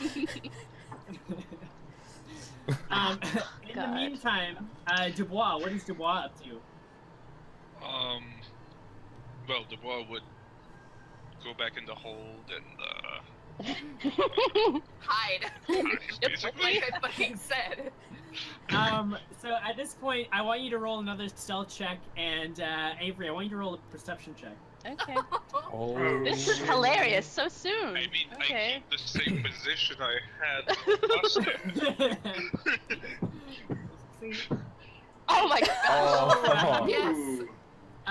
Oh my god. Oh my god. Oh, Avery, shit. You're so busy yelling at the broker that you don't even see Dubois just walk. Who isn't even trying to stealth? He just walks right behind you, like Even literally says hi. right behind. And I love how the broker doesn't say anything because he can see him. Walk behind Yeah, me. Terrible. he says hello to you, and you're just like not even paying attention. You think it's some random crew member, and he walks into the hold of the ship. Oh, this tea has gotten cold, and I throw away the thing, throw away the cup, and Smash. well, it's like is it styrofoam cup, kind of like a plastic. Red solo cup. Oh my god. And I walk out of the ship, and I kind of look around the deck, and I'm looking at the strange Goliath woman that's standing at the entrance of the deck. I go, What? oh, well, where are you where's your origin from? No, I'm just asking a simple question. Where are you from exactly? If you wish to be a paying member of this crew, Captain. Where's the captain? And she thumbs onto the deck, and you see this big, balding, pot-bellied guy talking with an Accruvian accent. Aha. Okay. It was so nice to meet you. And I go over to the captain. A pleasure, she says sarcastically. You're the captain, I presume. I go to Captain Bob. And then the tiefling completely cleared the table. Like, I gotta tell you, this guy had crazy luck. Oh, yeah, sorry, ma'am, what can I do for you? You're the captain, correct? Bob, nice to meet you. Where is this vessel going exactly? The widow. What? The widow? Yeah, you looking for a rat, honey? Well, I'm just curious. Where is this? Where's your end destination? Well, I mean, we got a couple of stops. I mean, we're gonna be here for the whole royal celebration. We're heading down to La Rosca next. Oh, After that, we're probably gonna stop in. We're heading straight to Stalurba, which is Whew. along Shoreleaf. Well, that is something. Okay, I will get back to you on that. And I've got to do a couple of shopping, errands and everything around town.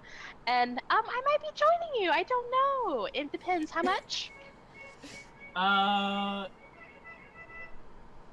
Asian check. Oh, I kind of got distracted by the instrument playing in the background. I pay him good money. Say it's about 30 gold for the ride. The whole ride. Oh. Yeah, we can get you to Stalurba for 30 gold. Woo. Well, I can provide, services on the way. Not like that. No. I kind of put my second drink down and I go, not like that. I mean, I am a bounty hunter after all. If there's anyone you need to, anyway. So, 30 gold sounds good. 30 gold. Right. And he's just like, he kind of like, as you say that, he kind of like checks you out a little bit. Like how checking out? Like weird? She's weird, or he looks at your chest. Okay. So I kind of turn and and I will talk to you later. And look, okay. I walk down the ramp and go past the Goliath woman. As you leave, you hear him over saying to one of the crew, he's like, excuse me, I got a Temple of Venus. That's in the Red Court District, right? Oh and my god. Alright. So yeah, you leave the ship. At this point, I would say an hour would have passed, so it's now 7 p.m. The sun is almost completely set. There's still some rays of light over the horizon. Rana, you make it to Quartier Vert as you pay 1 gold and depart from the cab. What would you like to do? I want to see if I can find the shop that Dubois was talking about. That means costumier. That one. You can roll another charisma investigation check. Damn it. Or so which is charisma. Woo! I don't know why that was set to advantage, but it doesn't matter. Yeah, it was the first one, so that's all that matters. So yeah, you do find a few places in the area. Yeah. Ooh. So there's this one, and nothing specifically for like disguises. However, again, some like hairdressers and beauticians along the way. Is there like do I happen to also see like maybe like weapons or armor or anything? Weapons. 1 second, I just gotta write something.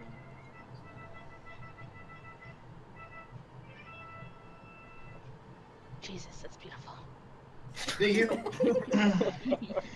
Weapon trunks. Specifically, no, not yet. You would there might be some around, but you haven't found any yet. You could spend another hour looking around to try and find some. Yeah, I'll do that. Oh well. Ooh.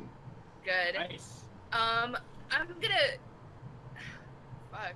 I mean, I guess I could use my inspiration for that, but I'm not that inspired, so. Actually, can I go into one of the hairdresser shops?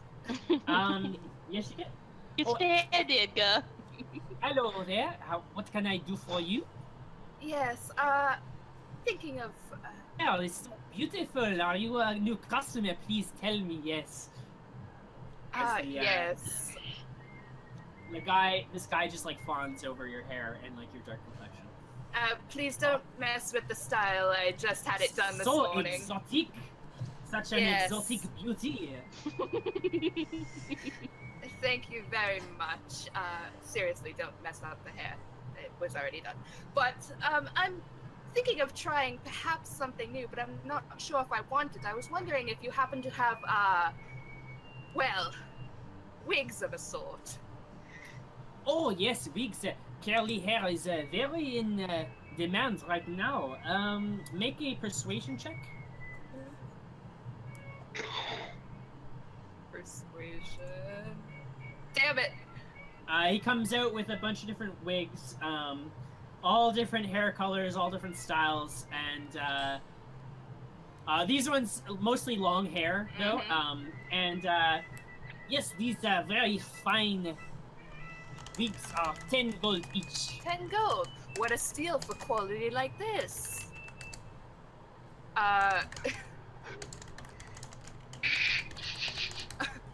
You seem convinced.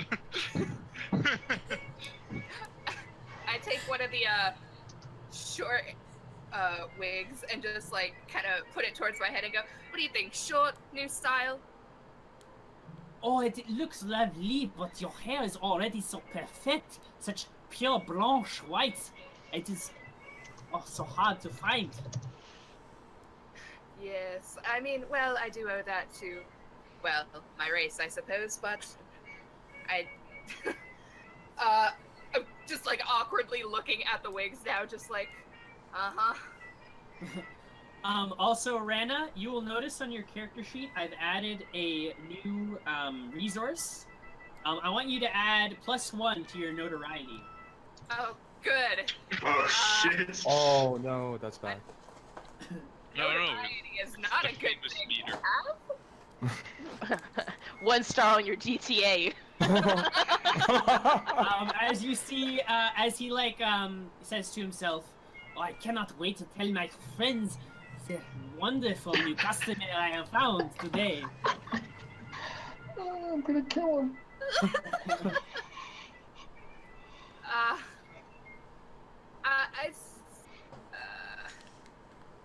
Well, I suppose I will. No, I'm gonna buy a wig for Dubois. I'll get one that matches his mustache color, so whatever hair color Dubois has. And then, like, Okay. if they have, like, a short... Oh, It's I dark. want to make it a bob. They have bobs. How do you feel about a bob? I don't even know what a bob. I'm getting a bob. He loves it. He loves I'm it. getting a bob. Please don't. I'm getting a bob. Amazing. Oh yes, this will look very, very fine. You don't think black might be going a bit much considering, you know, my skin tone? Oh no. You want to be a trendsetter. Yes, people will want black hair when they see your beauty. Okay. Well, I'll take it then. Here's your 10 gold. Alright, yeah, so he hands you the wig for 10 gold. And then I'm going to ask him if he happens to know of an armor shop nearby. Ugh, why would you want to cover yourself in the ugly pieces of metal? Well, it is good for protection, you see. And also, it would help some of my friends, I'm sure. Oh, the only protection one needs is from fashion crimes.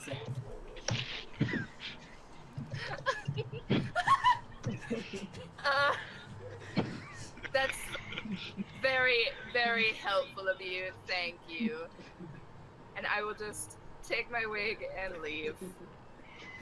Alright, yeah, you get your wig.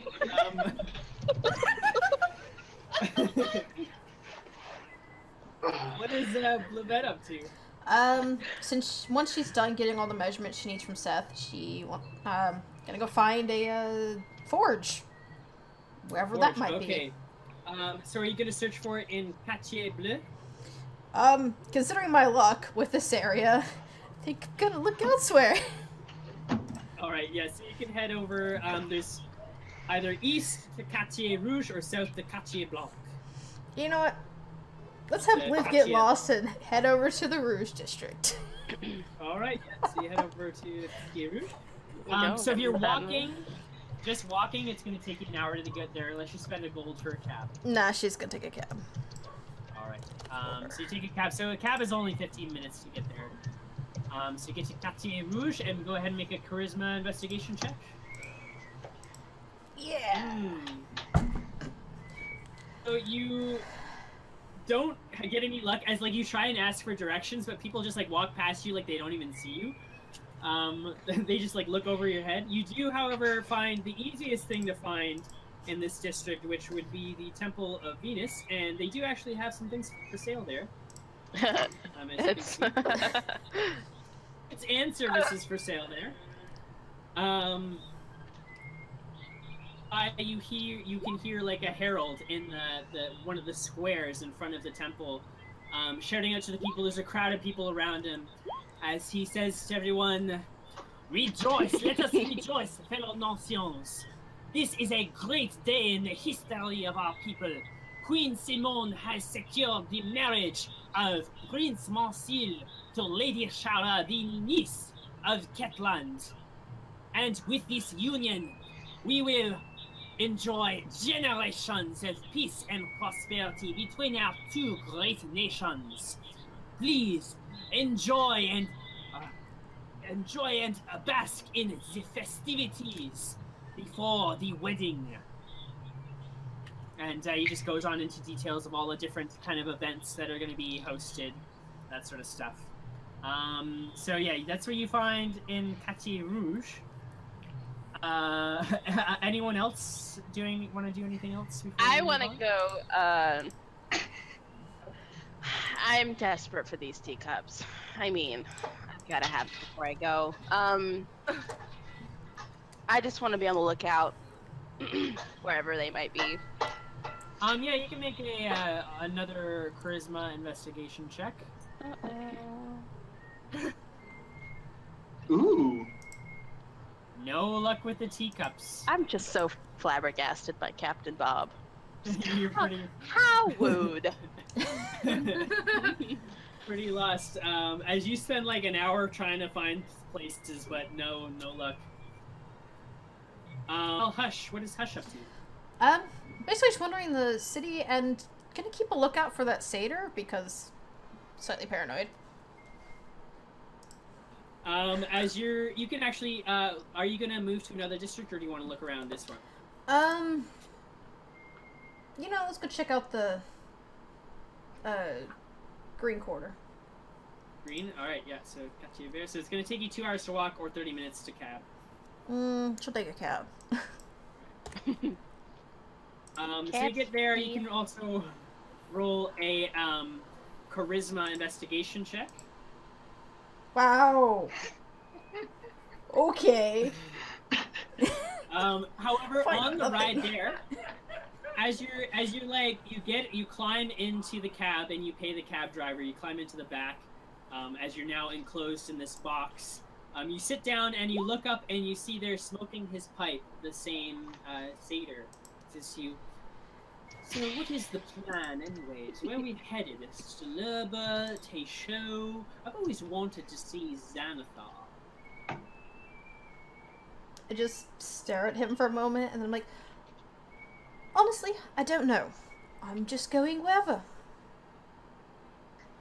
You can't escape your fate, you know. Mother will find you.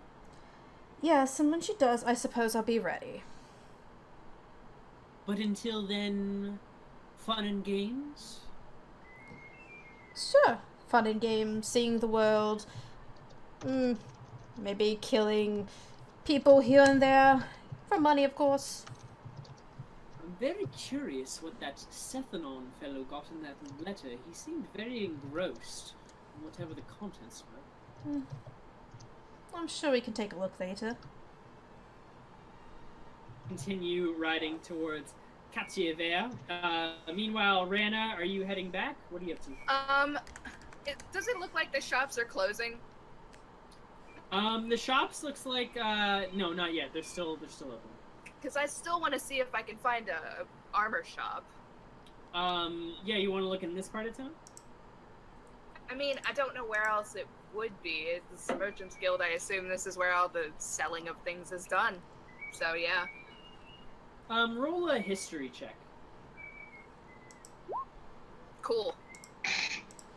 I mean, I Yeah, suppose it pretty could. much. The only other place I could think is like, well, the quarter where the royal palace is. I assume is that just for the royal palace, or are there like other things there as well?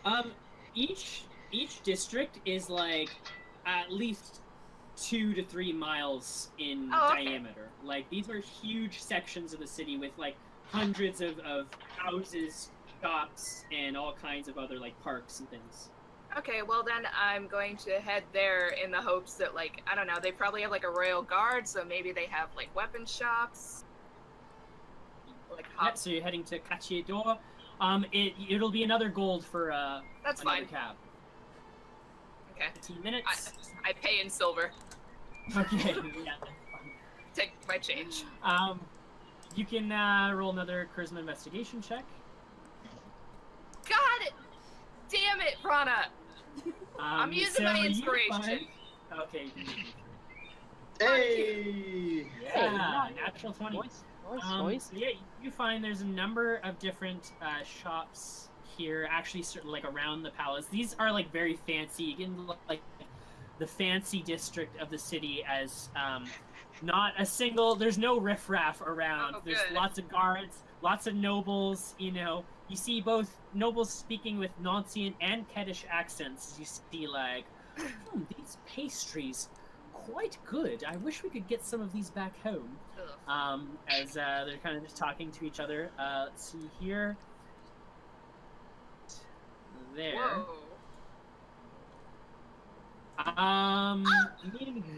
Meanwhile, what is Blivette up to? Oh, not having much luck in the red district, she's gonna head to the green. By cab, of course. Yeah. All right. So that's gonna take you 15 minutes. So say at this point it would be about 8 o'clock. And who else?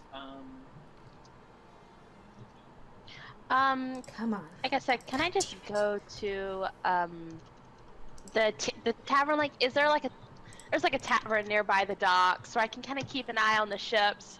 And I want to open I want to sit like in a booth by a window and kind of crack the window open, and order some tea from the bar. Yeah, you find a little tavern called Le Poisson Royal. And I'd also like wow. a meal with a lot of bread. Yeah, that'll run you. Probably you could get like the tea and a meal for 1 gold. Okay. When I sit down and I get the meal and everything, I kind of lean out the window and do my little whistle, for Tim. Oh yeah, as fluttering down on the windowsill, you see this black bird sitting on the windowsill.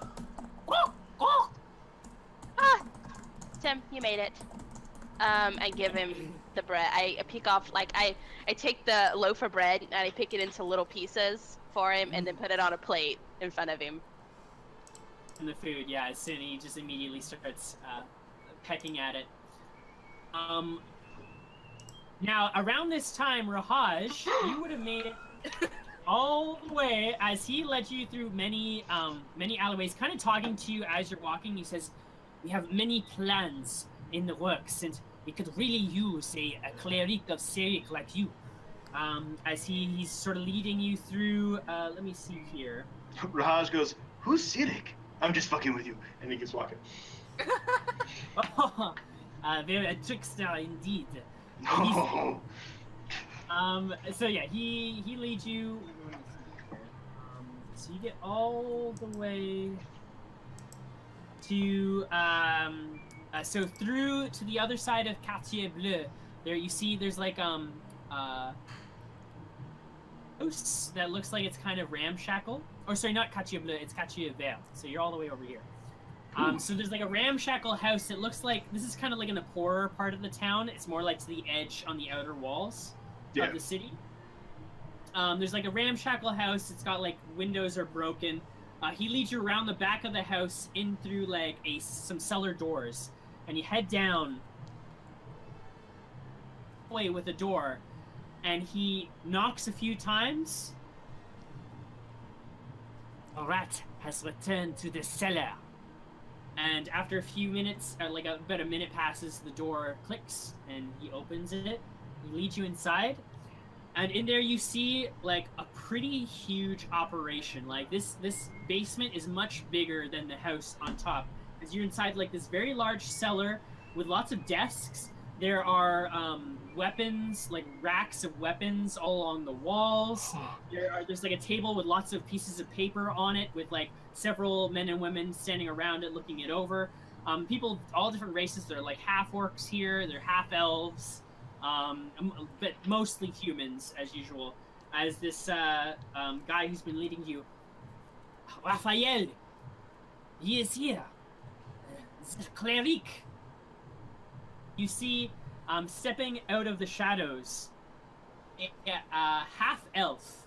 Half-elf man, kind of in his middle ages. He's got dark black hair and just a bit of black stubble. Kind of like accumulating in a bit of a goatee just above the stubble. And he looks to you, he's dressed very much like a rogue. He says, "Ah, you are the one. Sirik told me that you would come," and he like shakes your hand very vigorously. All right. Please Raj sit, just we nods. have much planning to do. And he brings you over to a table where several of these rogues are kind of planning. This is the cleric of Sirik, but I am being rude. Let me introduce myself. I am Raphael. I am the leader of the this cell of the pack. Perhaps you have heard of us. The Rat Pack from La Rosca. Oh. Did I ever do dealings with them? I know I have them in my lore, but did I ever do dealings with them? So like you've had criminal contacts. These guys aren't quite a criminal they're definitely illegal. But they're not exactly the same, running the same circles as your criminal organization, but you've definitely heard of them, for sure. Yes, of course, Raj has heard of you. Yes, well, with all of this commotion in the city, with the wedding and so many of these Ketish nobles coming across the sea, we have decided this is the perfect opportunity to make ourselves known and to rally the people against the tyranny of the nobles here in Nantes, just as we have begun to do so in La Rosca. Now, there is a particular operation that we have been planning for a few months, but we could use your assistance and the assistance of Sirik. Such a trickery would be very useful in our mission. Now, as usual, these fickle nobles are planning a very high and wasteful party a few nights from now, on the 25th of Scorpia. Let me just check the name here. Armand Besson is hosting a party for the designer Chardonnel. Many nobles will be there, showing off and flaunting their wealth, while the commoners will have to work tirelessly to serve them and get mere coppers for their hours of work. Well, we have a plan to disrupt this meeting, and we could use your assistance. And he brings you into a back room as he leads you into another room in the cellar. And as you open the door, you see in this very low lamplit room what appears to be hundreds of cages. And with your dark vision, you can see through the cages. Inside each cage is about a dozen or so rats swarming around. He says, we will give these cats and Nazi nobles a night to remember. One of our fellow members works in the. He is a servant in the estate for Lord Besson. And with your help and a bit of luck from Cyric, we'll sneak in and show these aristocrats who truly rules Norse. So what say you? Are you with us? Raj kind of looks at him a little bit, and he says, "You, apologies. You said you communed directly with Cyric." Not directly. He sent me a message in the form of a vision and told of your coming. I want to do an insight check. Yeah, you.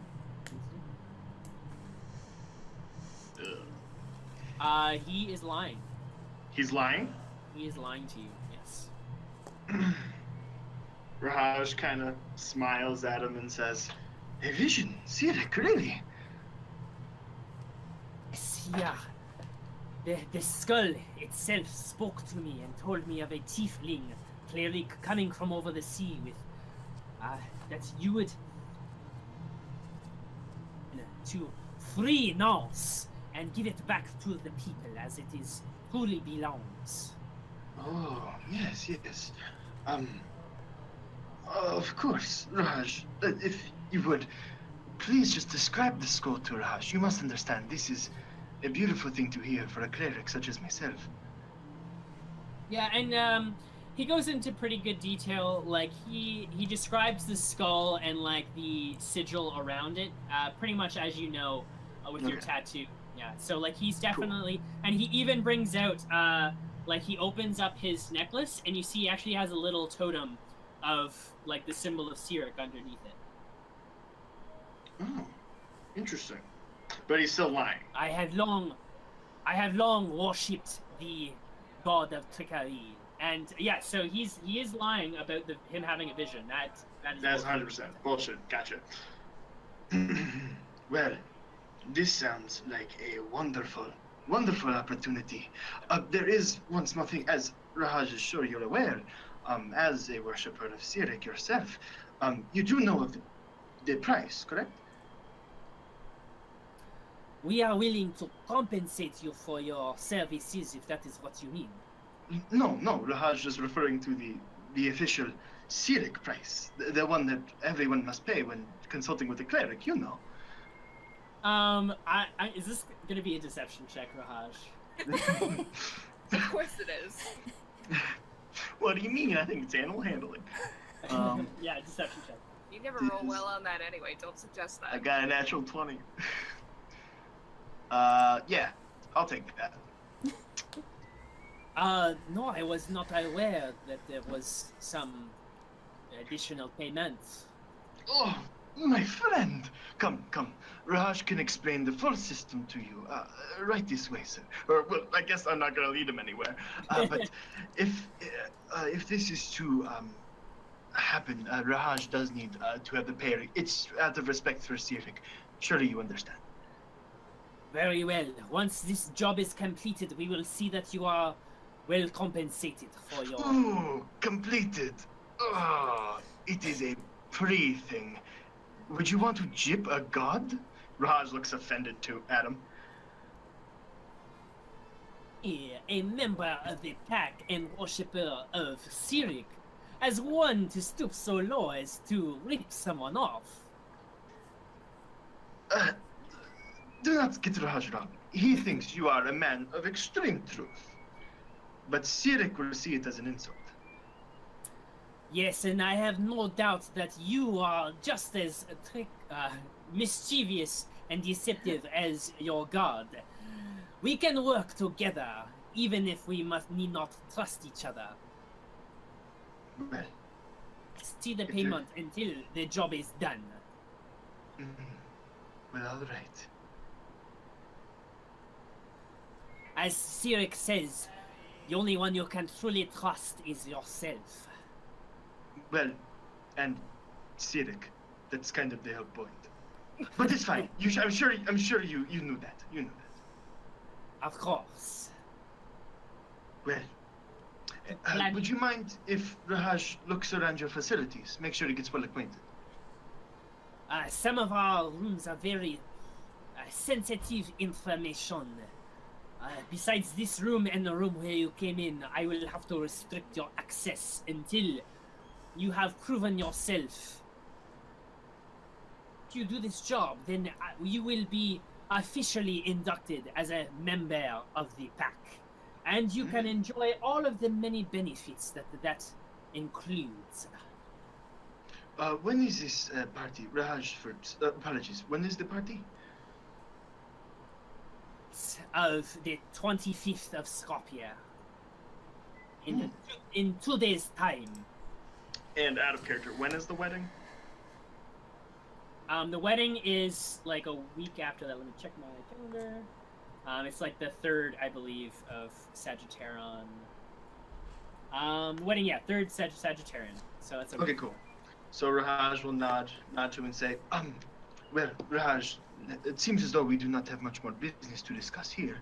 We will keep in contact until the day. Just tell Raj where to go. Until then, would you mind having an escort bring Raj to a place where he may be able to procure magical items of some sort? Raj needs to prepare for a mission this large. Yes, we are familiar with the entire city. You wish for magical items in particular? That would be nice. Very well. For this, we will do for free. And he tells you about a shop, and I will show you where it is in your documents. Okay. See here. And yeah, so it'll take you about an hour to get there. But this is basically the shop he tells you about with the magical bits. Oh, sweet. Holy shit. Yeah, so you spend it. It'll take you an hour to get there, though. So yeah, is that all you wanted to do before you left? And Raj wants to get information about where and when he should be meeting and things like that. He tells you that they'll basically contact you. They're all over the city. Okay, cool. And the pack representative, I'm guessing that's a guy I can just. Oh wait. I'm sorry. I want to just try to exchange my copper and silver with them for gold pieces, and I want to sell them a couple things to the people that are selling that I have on my documents. He says, yes, we do not have much in the way of coin to spare. We are not well funded at the moment, but there is a place where you can exchange coin here in the city, not far from here. If you could take Raj there as well, it would be wonderful. Yeah. So he takes you to the, as you're passing towards the magic shop, you pass by the Merchants Guild. Okay. And so they actually have money lenders there. They can also do coin exchange. Okay. They can exchange up to 100 coins. So like 100 copper for 1 gold or 100 silver for 10 gold. But they do charge a service fee of 1 gold piece for every 100 coins. Okay, but I could exchange 200 silver and 400 copper for 6 gold pieces and just get all that? Yeah, and you'd exchange it for the actual gold. I will do that. Those Right. exact amounts. They also have other services and goods for sale at the Merchants Guild. I'll just put that in the inventory. There you go. Yeah, so that's going to take you like a good 2 hours if you're doing all that. And then after that, I'll just go to the magic place, and then I should be good. In the meantime, sorry, Blivette, you had a question? Did that 8 get me anything? You roll an 8 for, is that your charisma investigation? Yeah. For Quartier Vert, let me see here. You do find the Merchants Guild. No, I didn't. So yeah, you find the Merchants Guild. So yeah, they have a bunch of different services. In addition, they're money lenders. They can loan you money, but they do charge interest, and also they can exchange coins. That's it. But in addition to the goods that you see, but you don't see any other shops that you can find. Alright, then I guess Bliv's just gonna go take a cab back to the ship and try again tomorrow. All right. So you spend another gold on the cab. What is sorry, did I miss someone? Seth. It's Seth. Seven. Oh, sorry. I guess after reading the letter and after Blavette finished taking his head's measurements, he would have mulled over the letter he received for a little bit, and then I think I will go down to the, I guess the nearest drinking spot, likely wherever Avery went, and I will get a table, just a small one in the corner, and I will go over my journal where I wrote down my, I guess, latest visions and spend my evening there. All right.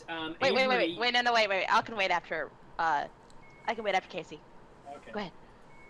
Yeah, so Sethanon, you find Le Poisson Royal, and you find a good seat there. Meanwhile, Rana, what are you up to? I wanted to see if I could talk to the mercenary supply dude and get a better shield made. Ooh, better shield. Let me see. Well, it's gonna take a while to get another shield. I'm fresh out. But I could make another one. Better than the one I have, I'd hope. Yeah, I'll check that for you. But in the meantime, Casey, you two. Sorry, not Casey. Juno, my mistake. Avery. Okay. All right. So I'm up. All right. So I guess I just I guess I'm looking at my journal. I pull out my little journal and everything, and I'm writing it and I'm sketching and stuff like that. And I kind of pet Tim a little bit on the head, and then do I see Seth and I come in? Yeah, you'd notice him come in. God, Tim, look at him. What is up with his eyes? I'm sorry, that's mean. Okay. Do I see? Does he sit nearby, or is he on the other side of the restaurant or the tavern? Yeah, he's more in like one of the booths near to the bar, whereas you're by the window. I order 2 teas, and I take the 2 teas, and I get up. I motion for Tim to hop on my. Well, no, I say, Tim, give us some privacy. And I get the 2 teas in each hand, and I walk up to Sethanon's table, and I say, hello. I look up from my journal, and I guess I see the tea in your hand. Yeah. I look up and say, hello. I did not order that. I do not work here. I ordered this for you and I. You look like you are alone and you could need some company. May I join you? One of these is for you. I thank you for the offer, but who are you? Oh, sorry. I'm so rude. My name is Avery Winters, and I kind of work around here, sort of, and I'm kind of need some information. I apologize for interrupting. You work around here, but you're not employed at this establishment? I work in the area, more like. Oh, I see. I am not looking for... No. I just kind of go, oh no, I just shake my head and I'm like, not like that. I'm actually a person who looks for people, and I find them and I bring them back for monetary reward. I see. A bounty hunter. Yes, you could say that, but I'm not looking for you or anything. I was just looking for some company, and I do have some questions. Are you? Can I make a press against? Did I see him coming off the ship? You make a prestige roll. I was actually going to Okay. suggest that. Yeah. Okay. Ah. Nope. Okay. You have no idea who he is. Okay. All right. Well, I'm alone. You're alone. It's a lonely world. So, would you like to share some tea with me? Yes, why not? Please have a seat. And I get up from the booth and just sort of gesture for her to have a seat across from me, I guess. Oh, thank you. And I give him the tea. That's his. Thank you. I warm mine up a little bit. Go on. I accept the tea. I take my seat after her. I put the tea down, and I close my journal. I move it to my right, and I clasp my hands and rest them on the table. And I look at Avery and say, "So, you have questions?" Yes. Are you from around here? Your robes are absolutely exquisite. I am not from around here. You might have guessed that from my accent. I am not Nancy. Very true. True. I am actually from Ketland. Why do you ask? Don't get to see a lot of people from Ketland, or well, yeah, I do. I lied. You look like you have a story to tell. Quite poetic. I believe most people have a story to tell. If you're implying that I have my own unique set of circumstances from which I originate from, then the answer is yes. Okay. And I continue just like looking at her. I stir my tea and I just kind of look at him. Continue on. And I have arrived today at this city. Oh, and by what means? a ship. I absolutely love ships. Love them. It appears you are in the correct area then. I just nod. Fall into silence, and I drink my tea a little bit more. I leave my tea untouched. I take the teacup and just move it a quarter counterclockwise, and the handle rather, just like sort of just rotate it, and that's sort of the extent of my interaction with the tea. I watch him do this. Do you suffer from obsessive compulsive disorder? Just a question. I do not believe so, but I've never been examined for that particular kind of disorder. How interesting. You have very, very specific mannerisms about you that I find fascinating. And I just go on to just talking about stuff like that. I at this point I sort of art my right eyebrow and look at her, and I lean across the table slightly. I say, "You remind me of someone." Oh, really? Yes, someone I was very close to. Uh-huh. Go on. I continue drinking. She was instrumental in my life, actually. Oh. What happened? I am not certain. Her fate to me is unknown at this point. Dear. That's terrible. Well, I do hope that she is well. In fact, I mean no disrespect, but you remind me of the governess that raised me. That might be it. I was a governess for several years. We must have some kind of connection. That's what it is. And I just slap the table. I was more thinking of the way that you ask certain questions. It's interesting. Oh, did you not have a good experience? Mm, that is possibly subjective. She raised me as a mother would while being employed to do so. She cared for me, I believe, but she also, I suspect, was employed by my parents to assess me when I was younger.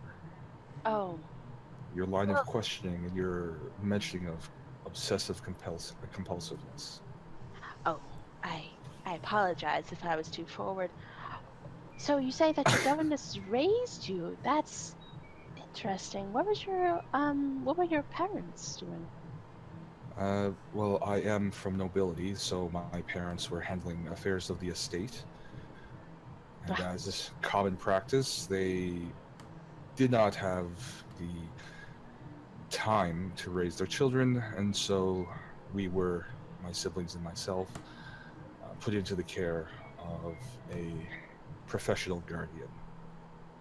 that tended does happen in noble families. It is quite unfortunate. I myself did work for a family of nobility, but the father was quite involved after his wife passed away. But I'm so sorry to hear that. Thank you for your sympathy, but it is unnecessary. Now, I have a question for you. You Okay. are a bounty hunter of some sort. Yes. What led you to that profession after being a governess? Oh.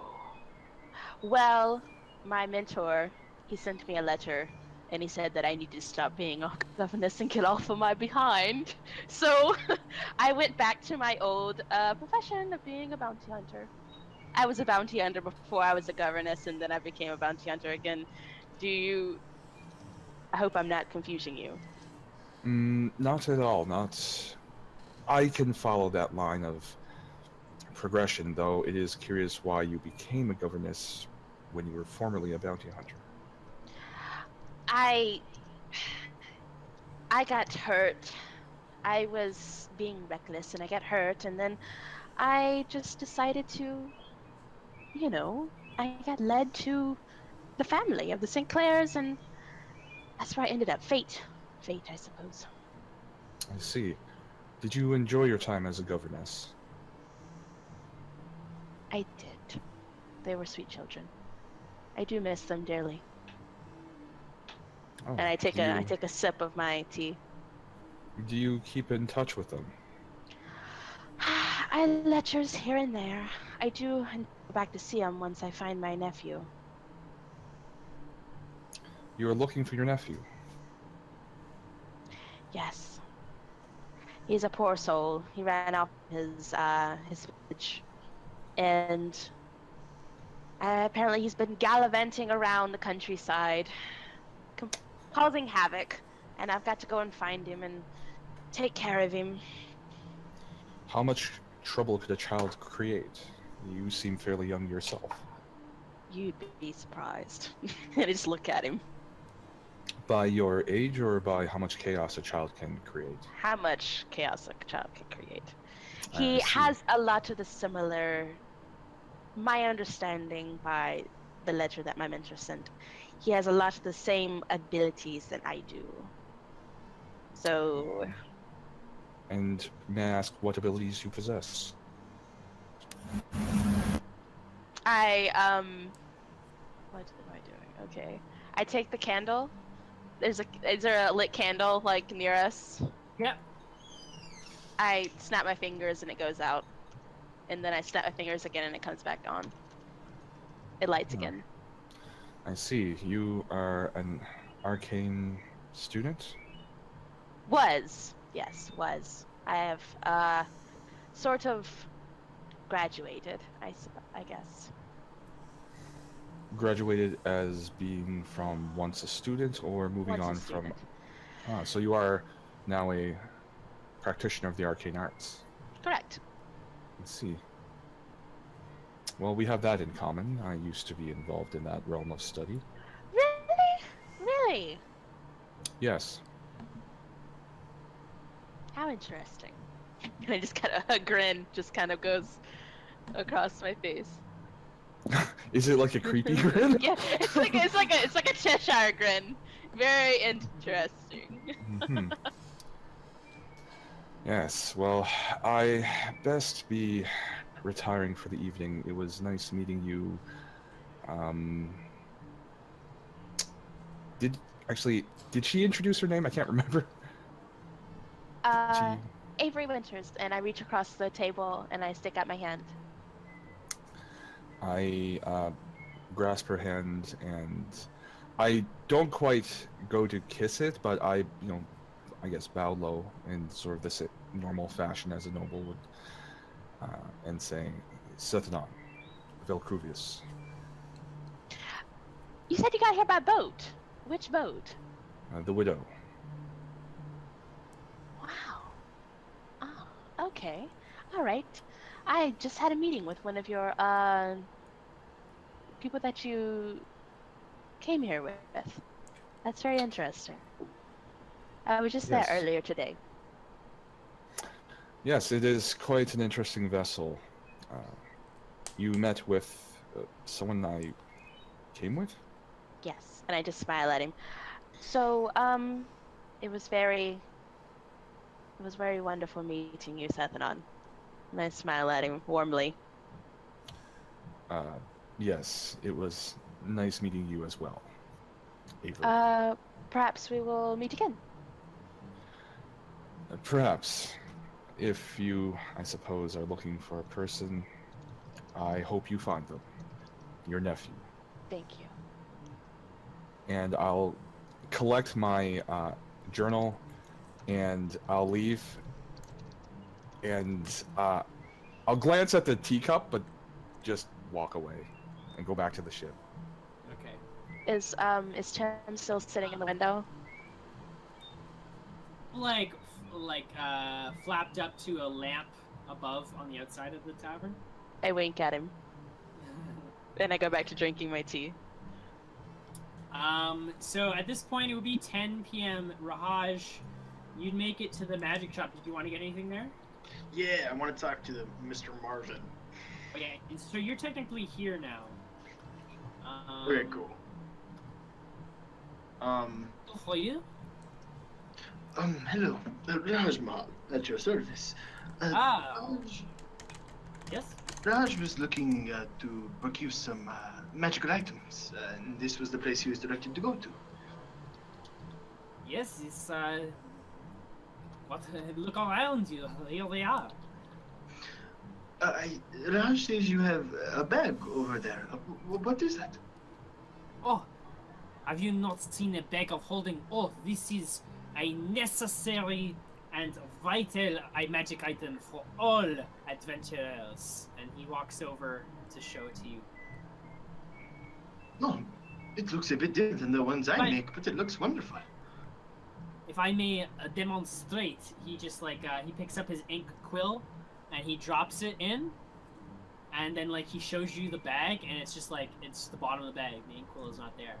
Wow. Oh, what about these? Incredible. He picks up a tiny chest, and he picks up and he just drops it in the bag, and it's just gone. Ah, but where did it go? Could it be? And he sticks his hand in. Magic, and he pulls out both the quill and the chest at the same time. Yes, Raj makes these. They look different. Apologies. These look wonderful. Do you wish to purchase this one? How much is it? 100 gold pieces. Ooh, 500 gold. Interesting. Raj actually happens to have a couple small, not very interesting magical items. Perhaps we could trade a little, lower the price. I would be interested in seeing them. However, I am about to close shop, so I do not have time to inspect them. Perhaps you could come back tomorrow morning. Raj just plops the two wands that work as whatever they're called, focuses. And he's like, they are focuses. It is really nothing. Ah, I see. For these, I suppose I could give you 10 gold pieces. Oh wow, perfect. So, just take that off the price of the bag of holding. Raj will take it. And 90 gold pieces if used.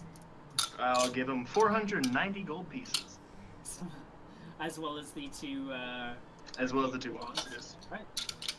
Yeah, you get yourself a bag of holding, as that is the only bag of holding he has. Out of Sweet. stock. Add the bag of holding to your... Is there just in case, like, is there like a weapon shop like right next door that hasn't closed yet? I'm in there. You'd have to make a investigation charisma check. 21. You do find the shop as Rana is leaving. However, they are closed. You know, as it is 10 Oh o'clock. no. All right. I'll make a mental note and I'll run up to Rana and just say, hey. You also find this place. Oh, there's another place? Yeah. It's also closed, but you can kind of look through the window to see what they have. Cool, I can get a gown? Oh, I considered it. I considered it. Okay, cool. Then I guess, is Rana still there? Or is... Yeah, she's just walking out as they close. Raj will skip over to her and say, hey, Rana! Hello, haven't seen you all day. Yeah, it's crazy. Crazy things are happening. But it's good, it's good. Would you walk back with me? Absolutely. While we go back, let me show you what I bought for Dubois. Ooh, please. I show him the wig. Raj Yeah, you see is this now? entranced by the wig. Can Raj find one of the posters with Dubois' face on it? After walking around for a while, yeah, you'd find one. I want to grab it and take it. Because all the posters look exactly the same to you. Rana, can you show me? Oh, wait, I don't even know they exist. You Never don't mind. even know they exist. Prescience roll. You can make a prescience roll. That's all. If you tell me that you want it, I will look for it, but I otherwise just don't know they you fuck. exist. Make a Don't. prescience roll. Let's see. Oh my god, so close. Nope. You have no idea. Alright. Well, never mind. I will just be happy and walk with her. Okay. Fuck. I am going to tell him though about the mercenary supply shop, how you can get a shield there made in 2 days for 15 gold. So if he wants to maybe show Dubois a bit of thanks for his shield, Let's just not tell Dubois. I'm going to tell Dubois. No, don't tell Dubois. Alright, maybe. We will see. But look, and I show her the bag of holding, but I just like throw a rock in it. Isn't it awesome? Yes, I saw that at the shop as well. I'm glad you have it. I'm sure it will come into a lot of trickery that you Yeah. play. That makes it a lot less cool. Then I just walk with her back to the ship. I'll lead her with my. Don't I'll lead her. sulk. I'll lead her with an arm back to the ship. Okay, you gonna walk back? Yeah, You're why not not? taking We'll it take a romantic walk. Yeah, romantic walk at night. It is indeed, as like the entire city is aglow. The lamps of the city are comprised of like some sort of gemstone that glows, and you can see that like the gold district is literally gold. It's bathed in gold light from these lamps. As you pass by the giant diamond in the center of the square by the palace, which is just sort of like refracting light in all sorts of directions. Yeah, it feels like you're Raj. Can Raj go? Hey, Rana, keep an eye out for skulls as we walk. Just because Yeah. I need somebody to do it. Yeah, you can both roll perception checks. Also, can we steal the diamond? Make a sleight of hand check, I guess. On that massive diamond. I mean, I got it. Perfect. Oh god, you're gonna get us in trouble. You I'm just bitch. kidding. I'm just kidding. I'm just kidding. It's D&D. Anything is possible, but no skulls. No skulls? Okay, cool.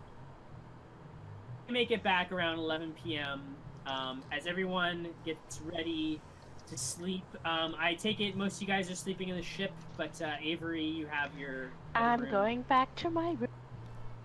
All right. Yeah. So you. Let's see here. So, you guys sleep into the next day, which is the 24th of Scorpia, and because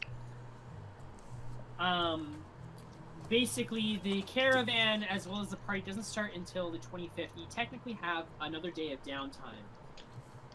I slam. Wait. Okay. Wait. Okay. Also, today is a much colder day. Actually, it's a normal day. As yesterday was kind of just like randomly really warm, unusually warm for the season. It's about 5 degrees Celsius, which is 40 Fahrenheit. Still clear skies, still a sunny day, but it's a bit chillier. As you guys are like now beginning winter up in the winter part of Vandalay that you're in. Oh. Yes. So you all come to consciousness around Rana obviously earlier. But 8 a.m. What would you like to do, Rana?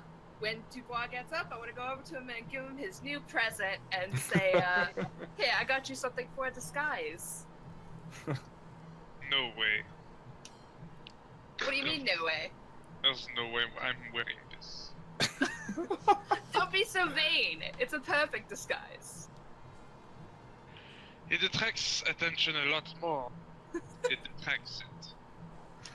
Does it? Well, if you're going to be ungrateful about it, I take it back and I give him the helmet that I bought at the shop. Okay. Also, I want to retcon something. So the previous evening, before you guys went to bed, Hush, when you got back, as well as Akan, Malik pulls you guys aside to talk to you in the mess of the ship. Khan, what have you found for us? Right. According to my contact, there is a bounty nearby. They call him the Beast of Vermandois. 600 gold pieces. Interesting, but that is quite far.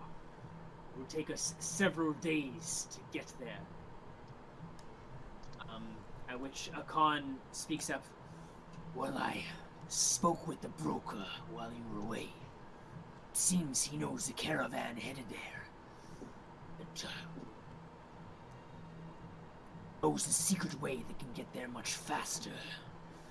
Might be worth considering if we want to make some extra gold. I see. Well, Lee and I have also found a contact, as we too spoke with the broker, and we have other business to attend to, Lee and I. So, Akan, I'm sending you with Hush to take down this bandit and claim the bounty for us. While Lee and I will claim another bounty to the east. Very well. Once you've finished, make sure you're back here in time for when the widow departs. You Hush. And he's just like, was there anything you wanted to say to Malik before you go to bed? No, she just nods. Very well. This caravan, when does it leave? 25th of Scorpia in the morning. Today, prepare well, and take down this bandit bastard. So you guys go to sleep. So that's all I wanted to do. Back to the morning. Avery, what are you up to? Oh, Rana has to do something, right? Oh no, I gave Dubois his thing.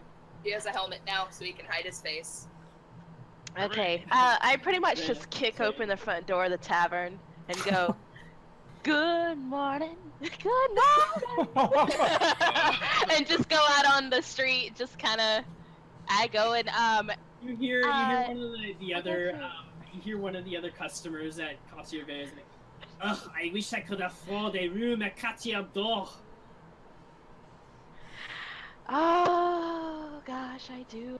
Staying here with you. So it is always such a wonderful morning, activity to say hello to you. And I pass them and I go down the street and I go and get my morning tea. And I would like to take a cab to the Quarter D'Or. What do you call it? Yeah, the gold district. Yeah, the Gold District. I'd like to go to the Gold District, and I want to shop around. Yeah, you can spend a gold piece to shop there. So go ahead and roll a charisma Okay. investigation for that. Nice. Yeah. So you find a couple of different shops there. Can I take a poster? I see the poster of Dubois, right? Yeah, you see, there's a couple throughout the city. Okay. Ooh, goodness. Okay. I take a poster of Dubois, roll it up, put it in my bag, and I kind of give Tim something to eat. Kind of give him like a piece of my bagel or something like that. Yeah, he nibbles. And I kind of whisper to him, and I tell him, I'll whisper to you what I tell him, but Okay. so I talk to Tim for a second, and then I go back towards the widow, and take another cab to the widow. All right. Yeah. So that's Well, did you want to buy anything while you're here in the? Oh, that's right. Yeah, I guess move on to. I guess I'll just sit here for a second and do that. Yeah. I wanna- In the meantime, it takes you like 15 minutes to travel there. Okay. Blavette, what are you up to? Before anyone leaves the ship, I'm going to ask if anyone's come across anywhere with a forge, cause I need it. Oh, what? A forge. Akan actually speaks up and says, "It's a shop," and he tells you about a place in the gold district. So yeah, you can. Oh. Okay. Okay, cool. Knowing where that is, gonna head to it. Okay. Take a There. cab. Anyone, Sethanon? Yeah, in the morning, Sethan's gonna get up fairly early and keep to himself in the early morning, and as his friends, his companions, sort of mill about, getting ready to go off and do their things, I will sort of watch each and every one of them, and I'm going to sort of write some notes in my book, and I have each of their names written down in a column, and I just observe them in the morning as they do their thing, and yeah, that's it. Okay. All right. 1 second.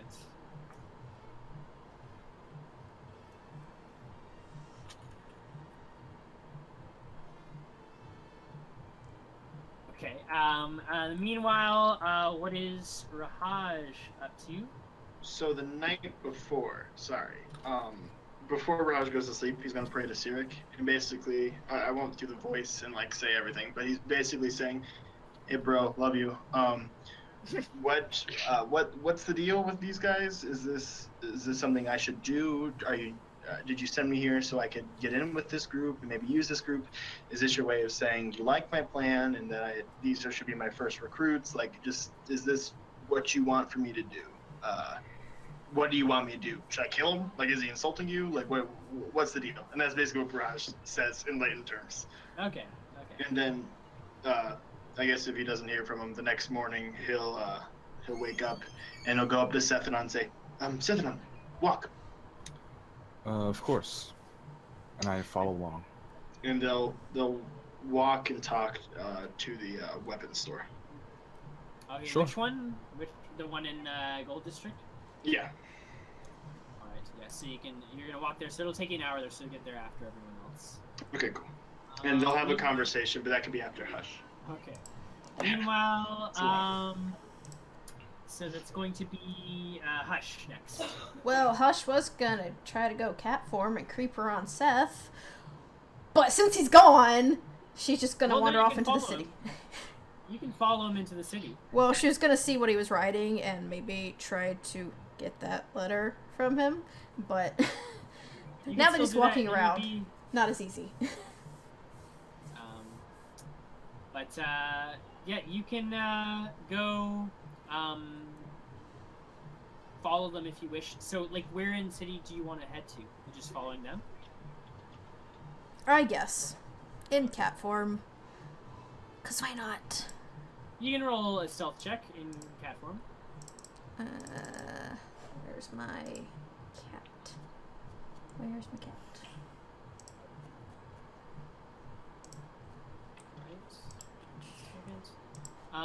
And let's see here, Rana. I actually wanted to speak to Seth and Rahaj, but since they've both fucked off, I'm also going to go. Is that right? Did I just hit Dex? Yeah, that's right. Okay, well, that was shitty. I guess I'll just go for a bit of a walk myself. I'm gonna head towards the Temple of Venus and just have a look around, enjoy the sights, be a tourist. I guess I'll do it with you. Yeah, put your helmet on and come with me. Show me around, Nance. I don't know the city of Rivière. I've never been here, but I surely heard a lot about it. Fantastic. You can give me a history lesson as we walk. I probably can't. So, Dubois, I want you to give me a stealth check as you're covering your face yet again. Does he get advantage? Well, I'm wearing a helmet. if you want to, like, basically, to, in addition to wearing the helmet, like, stay out of sight, then you would have advantage. Well, But then you have disadvantage because of your armor. It will... I see. because so, yeah. of my arm? I mean, I don't have any sigils on my face. Yeah, you're just trying to, like, this is if anyone notices you. So, yeah, it's no advantage. You're able to walk around without it being, like, so obvious that they can see you. You're basically, you are hiding in your helmet. Alright, 1 second here. You stick out. Whoa, loud. Someone is partying. Yeah. Richard. I'm sorry. So let me just, I have to whisper something. Dubois, you Oh, stick out like a wonder sore who thumb. it is. Sure do wonder. It actually has nothing to do with that, but, okay. You're so... I didn't think anyone could be worse at stealth than me, but yet here you are, doing worse.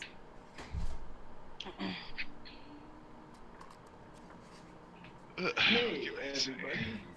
Thanks for watching Rolled 20 Sides, sponsored by Arizona Iced Tea. Oh, no signature cracking open of the can. Waiting for it. I don't have one. So. Oh. We'll just replace it with air horns, so. Not sponsored by anything, actually. We replace it with tentacles.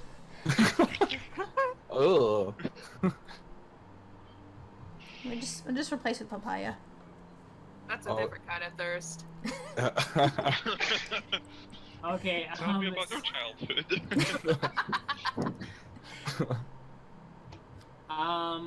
Okay, 1 second.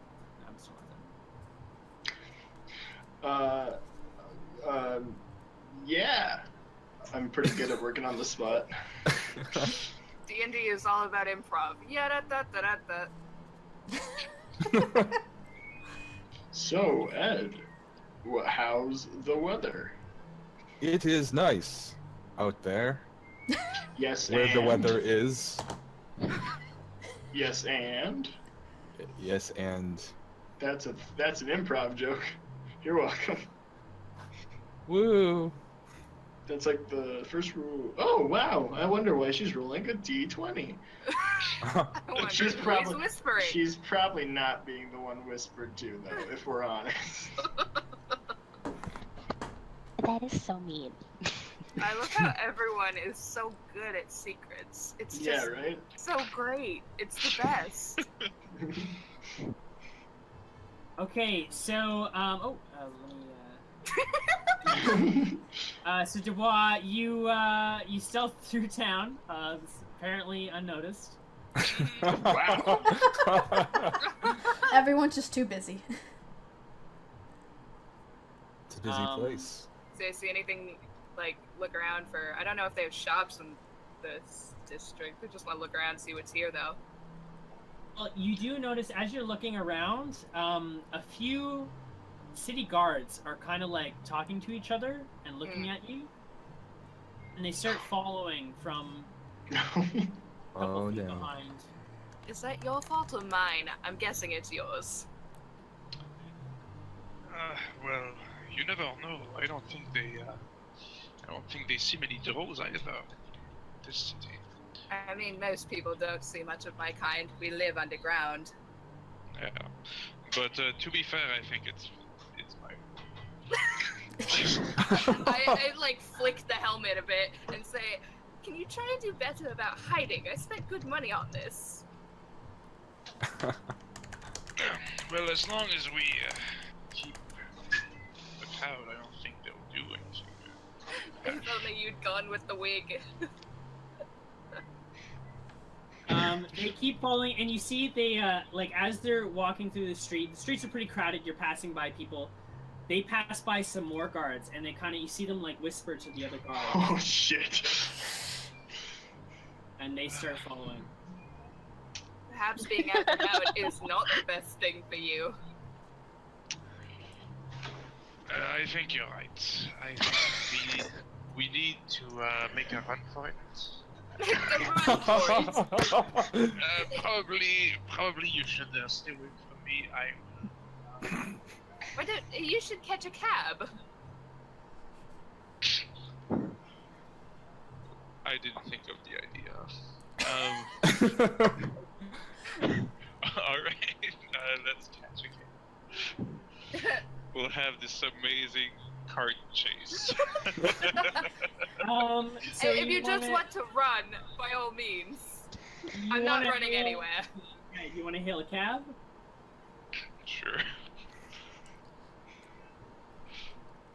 Before I get on the cab, I tell Rana.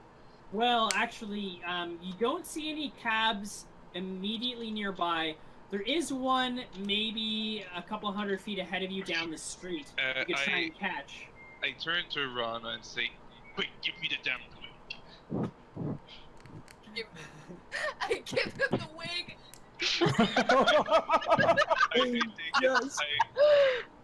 I take it.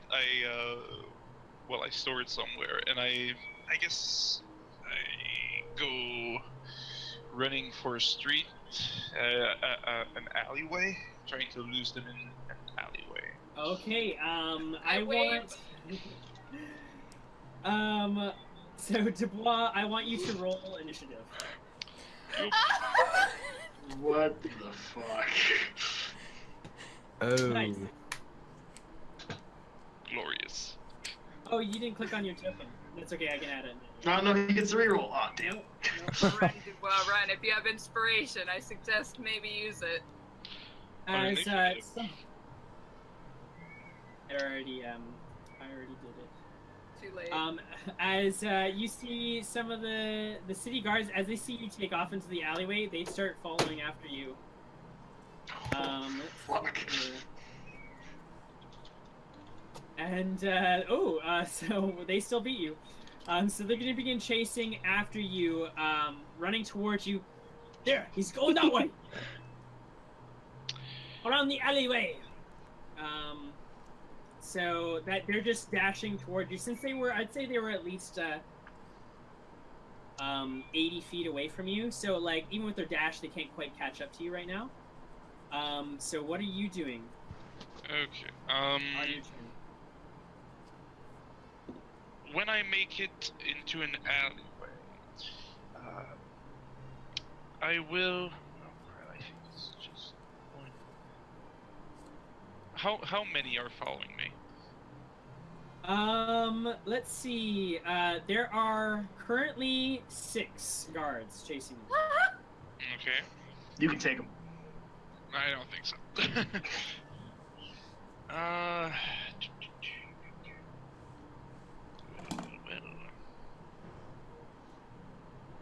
Also, 2 of them seem to be more heavily armored than the others. Oh fuck. Like the How 4 of much them are so? like that heavily armored, like Aw. full plate. Oh, like the dude that we saw when we left the Shadowfell that could kill us in a second.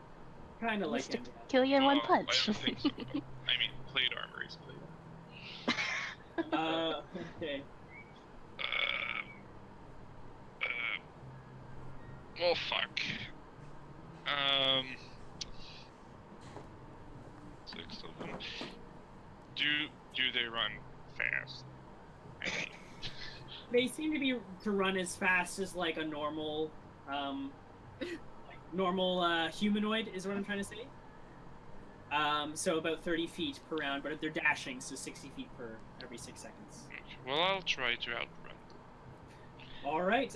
Yeah. So you continue to dash. However, as you dash through the alleyway, you come across like somebody's opening a door, in like the back door of some sort of tavern. He looks like he's like coming out to like throw away leftover food for his dogs. So you're gonna have to make a acrobatics check to not trip on all the rotten tomatoes that he's throwing on the ground there. Okay. Disadvantage, I'm guessing, acrobatics? I don't think you're normally at disadvantage unless it's. No, I think he's fine. For Yeah, heavy armor. I don't think heavy armor gives you disadvantage for acrobatics. It's just stealth. Okay. Yeah, it's just stealth. 4G. Slide a little bit, but you manage to keep your footing. The guards chase after you, very close behind you. They're also going to make some acrobatics check as they're trying to. However, you only see 4 of them now. Other 2 seem to have disappeared. Okay. Oh. It's going to be so one of the guys fails and he trips and like he falls down. The guy behind him tries to jump over. And trips over the guy. Yeah. The 2 of them that disappeared, would they be the 2 that are in plate armor? So one of the guys chasing you is in plate armor, and then the other 3 uniforms. So you're missing 1 knight and a guard right now. They've just gone out of your view. Okay. Well, I'll keep running as long as I can, and I try to. So 2. Wait, not done yet. So 2 of them have tripped over each other. 2 of the guards. The 3rd one also trips over. So there's a big pile of the 3 of them. The knight, lastly, coming around the behind them, is also going to make an acrobatics check. Oh my god! He What also shitty trips on all 4. So they're all like tripping over it because the pile just gets bigger and bigger as they trip, and they're just like cursing. Oh, sacre bleu! Out of the way. So those ones, since they don't have direct line of sight on you, if you want to try and lose the other 2, you're gonna have to make a stealth check. Yeah, I will switch the helmet for the wig. Okay. Yes! Switch the helmet for the wig, and in that case, make a performance check. Okay. But you're charismatic as fuck. Yeah. Real well. Well, relatively. No, as fuck. What would you just say? Performance. Performance. Okay. Well, I don't have it, but here it is. Yeah. Oh yeah. All right. So you see the other 2 guards, they come around the corner from the other side of the building. But as you come out of the alleyway, you just quickly take off the helmet, put on... Are you, like, stowing away the helmet, or are you tossing it away? I'm stowing it away. Would it take longer? You might have to roll a disadvantage because you're having to slow down. And so it'll be a closer contest. Well, I'll just throw it away. Okay, so you get the 18 performance. Right before you come out of the edge of the alleyway, you put on the wig and you just stop running and just try to like walk into the crowd looking as natural as possible as these guys are going to try and see if they can spot you. Let's see here. First one. Second one. Oh.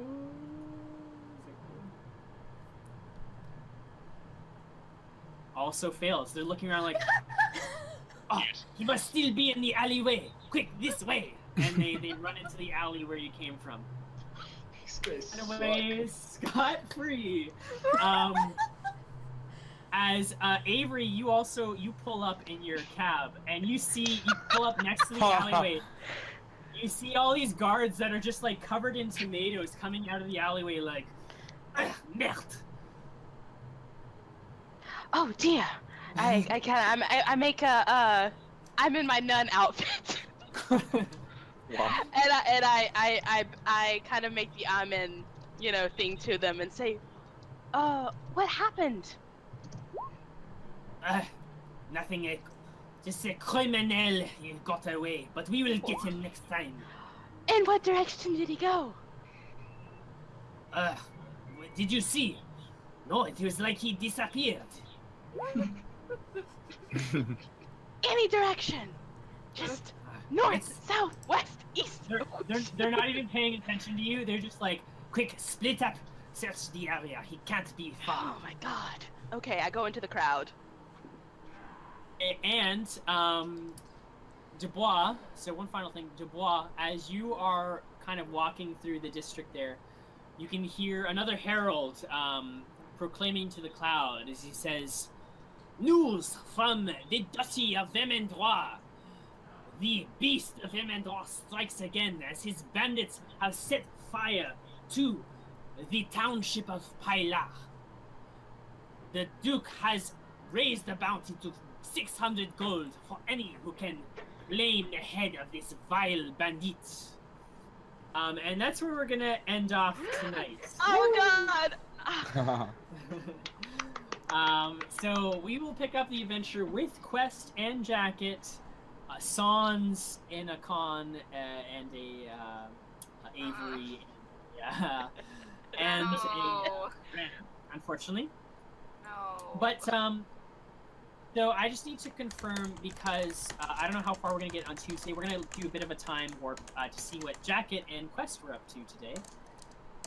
But in the meantime, I just want to know. So Hush and Akon are for sure going to Vermandois.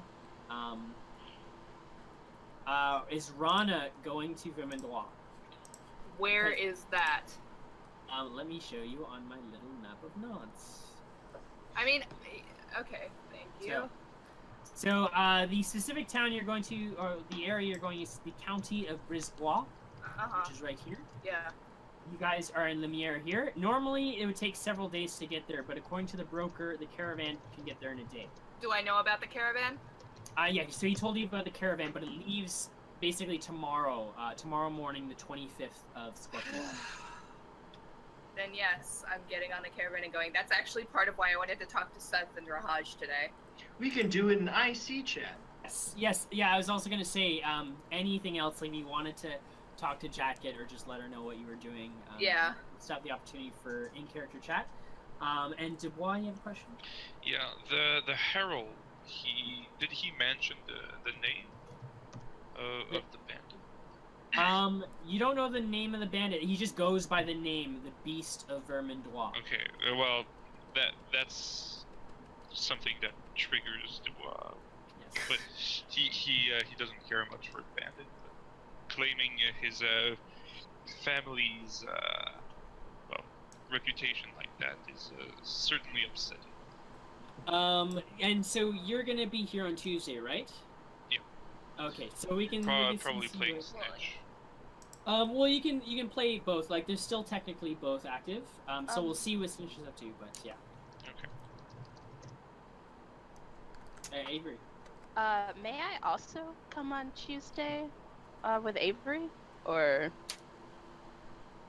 Sorry, I thought you weren't available Tuesdays. Well, since I'm probably going to switch to, I don't know. Okay. I mean, I just assumed you, because I thought you were only available Sundays, so that's. Well, I'm starting to, into my school, so. Okay. Yeah, you can come. Since the parties haven't split, technically anyone who's available on Tuesday can come if they want to do any extra stuff. Right. But the parties will be splitting. Just keep that in mind. Blavette, you had a question? I just want to know, do I need to wait till Tuesday for Bliv to see about making that or using the forge, or can we do that through the text thing, or what?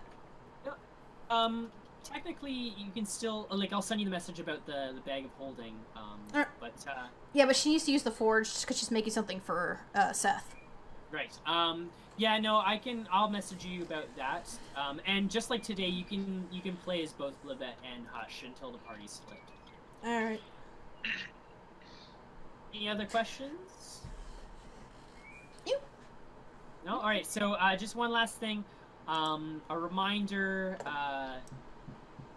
If you're watching on Twitch or on YouTube, to vote for the trophies. They are the Baron of Badassery, the Fable Captain, and the Co-op Kahuna. So whoever you think deserves each trophy, make sure you get your votes in before next Sunday. So I won't be counting it until we play again on Sunday.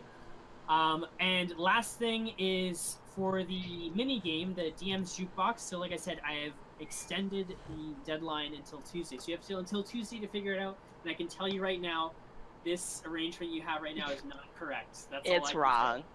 It is wrong. Again, it's for 100 experience points. Not mandatory, but if you get it, everyone benefits. So hopefully you can get that by Tuesday, and I will see some of you then. So good game, guys. Great game, actually. Thank you. Yeah, that was fun. Thank you. Yep.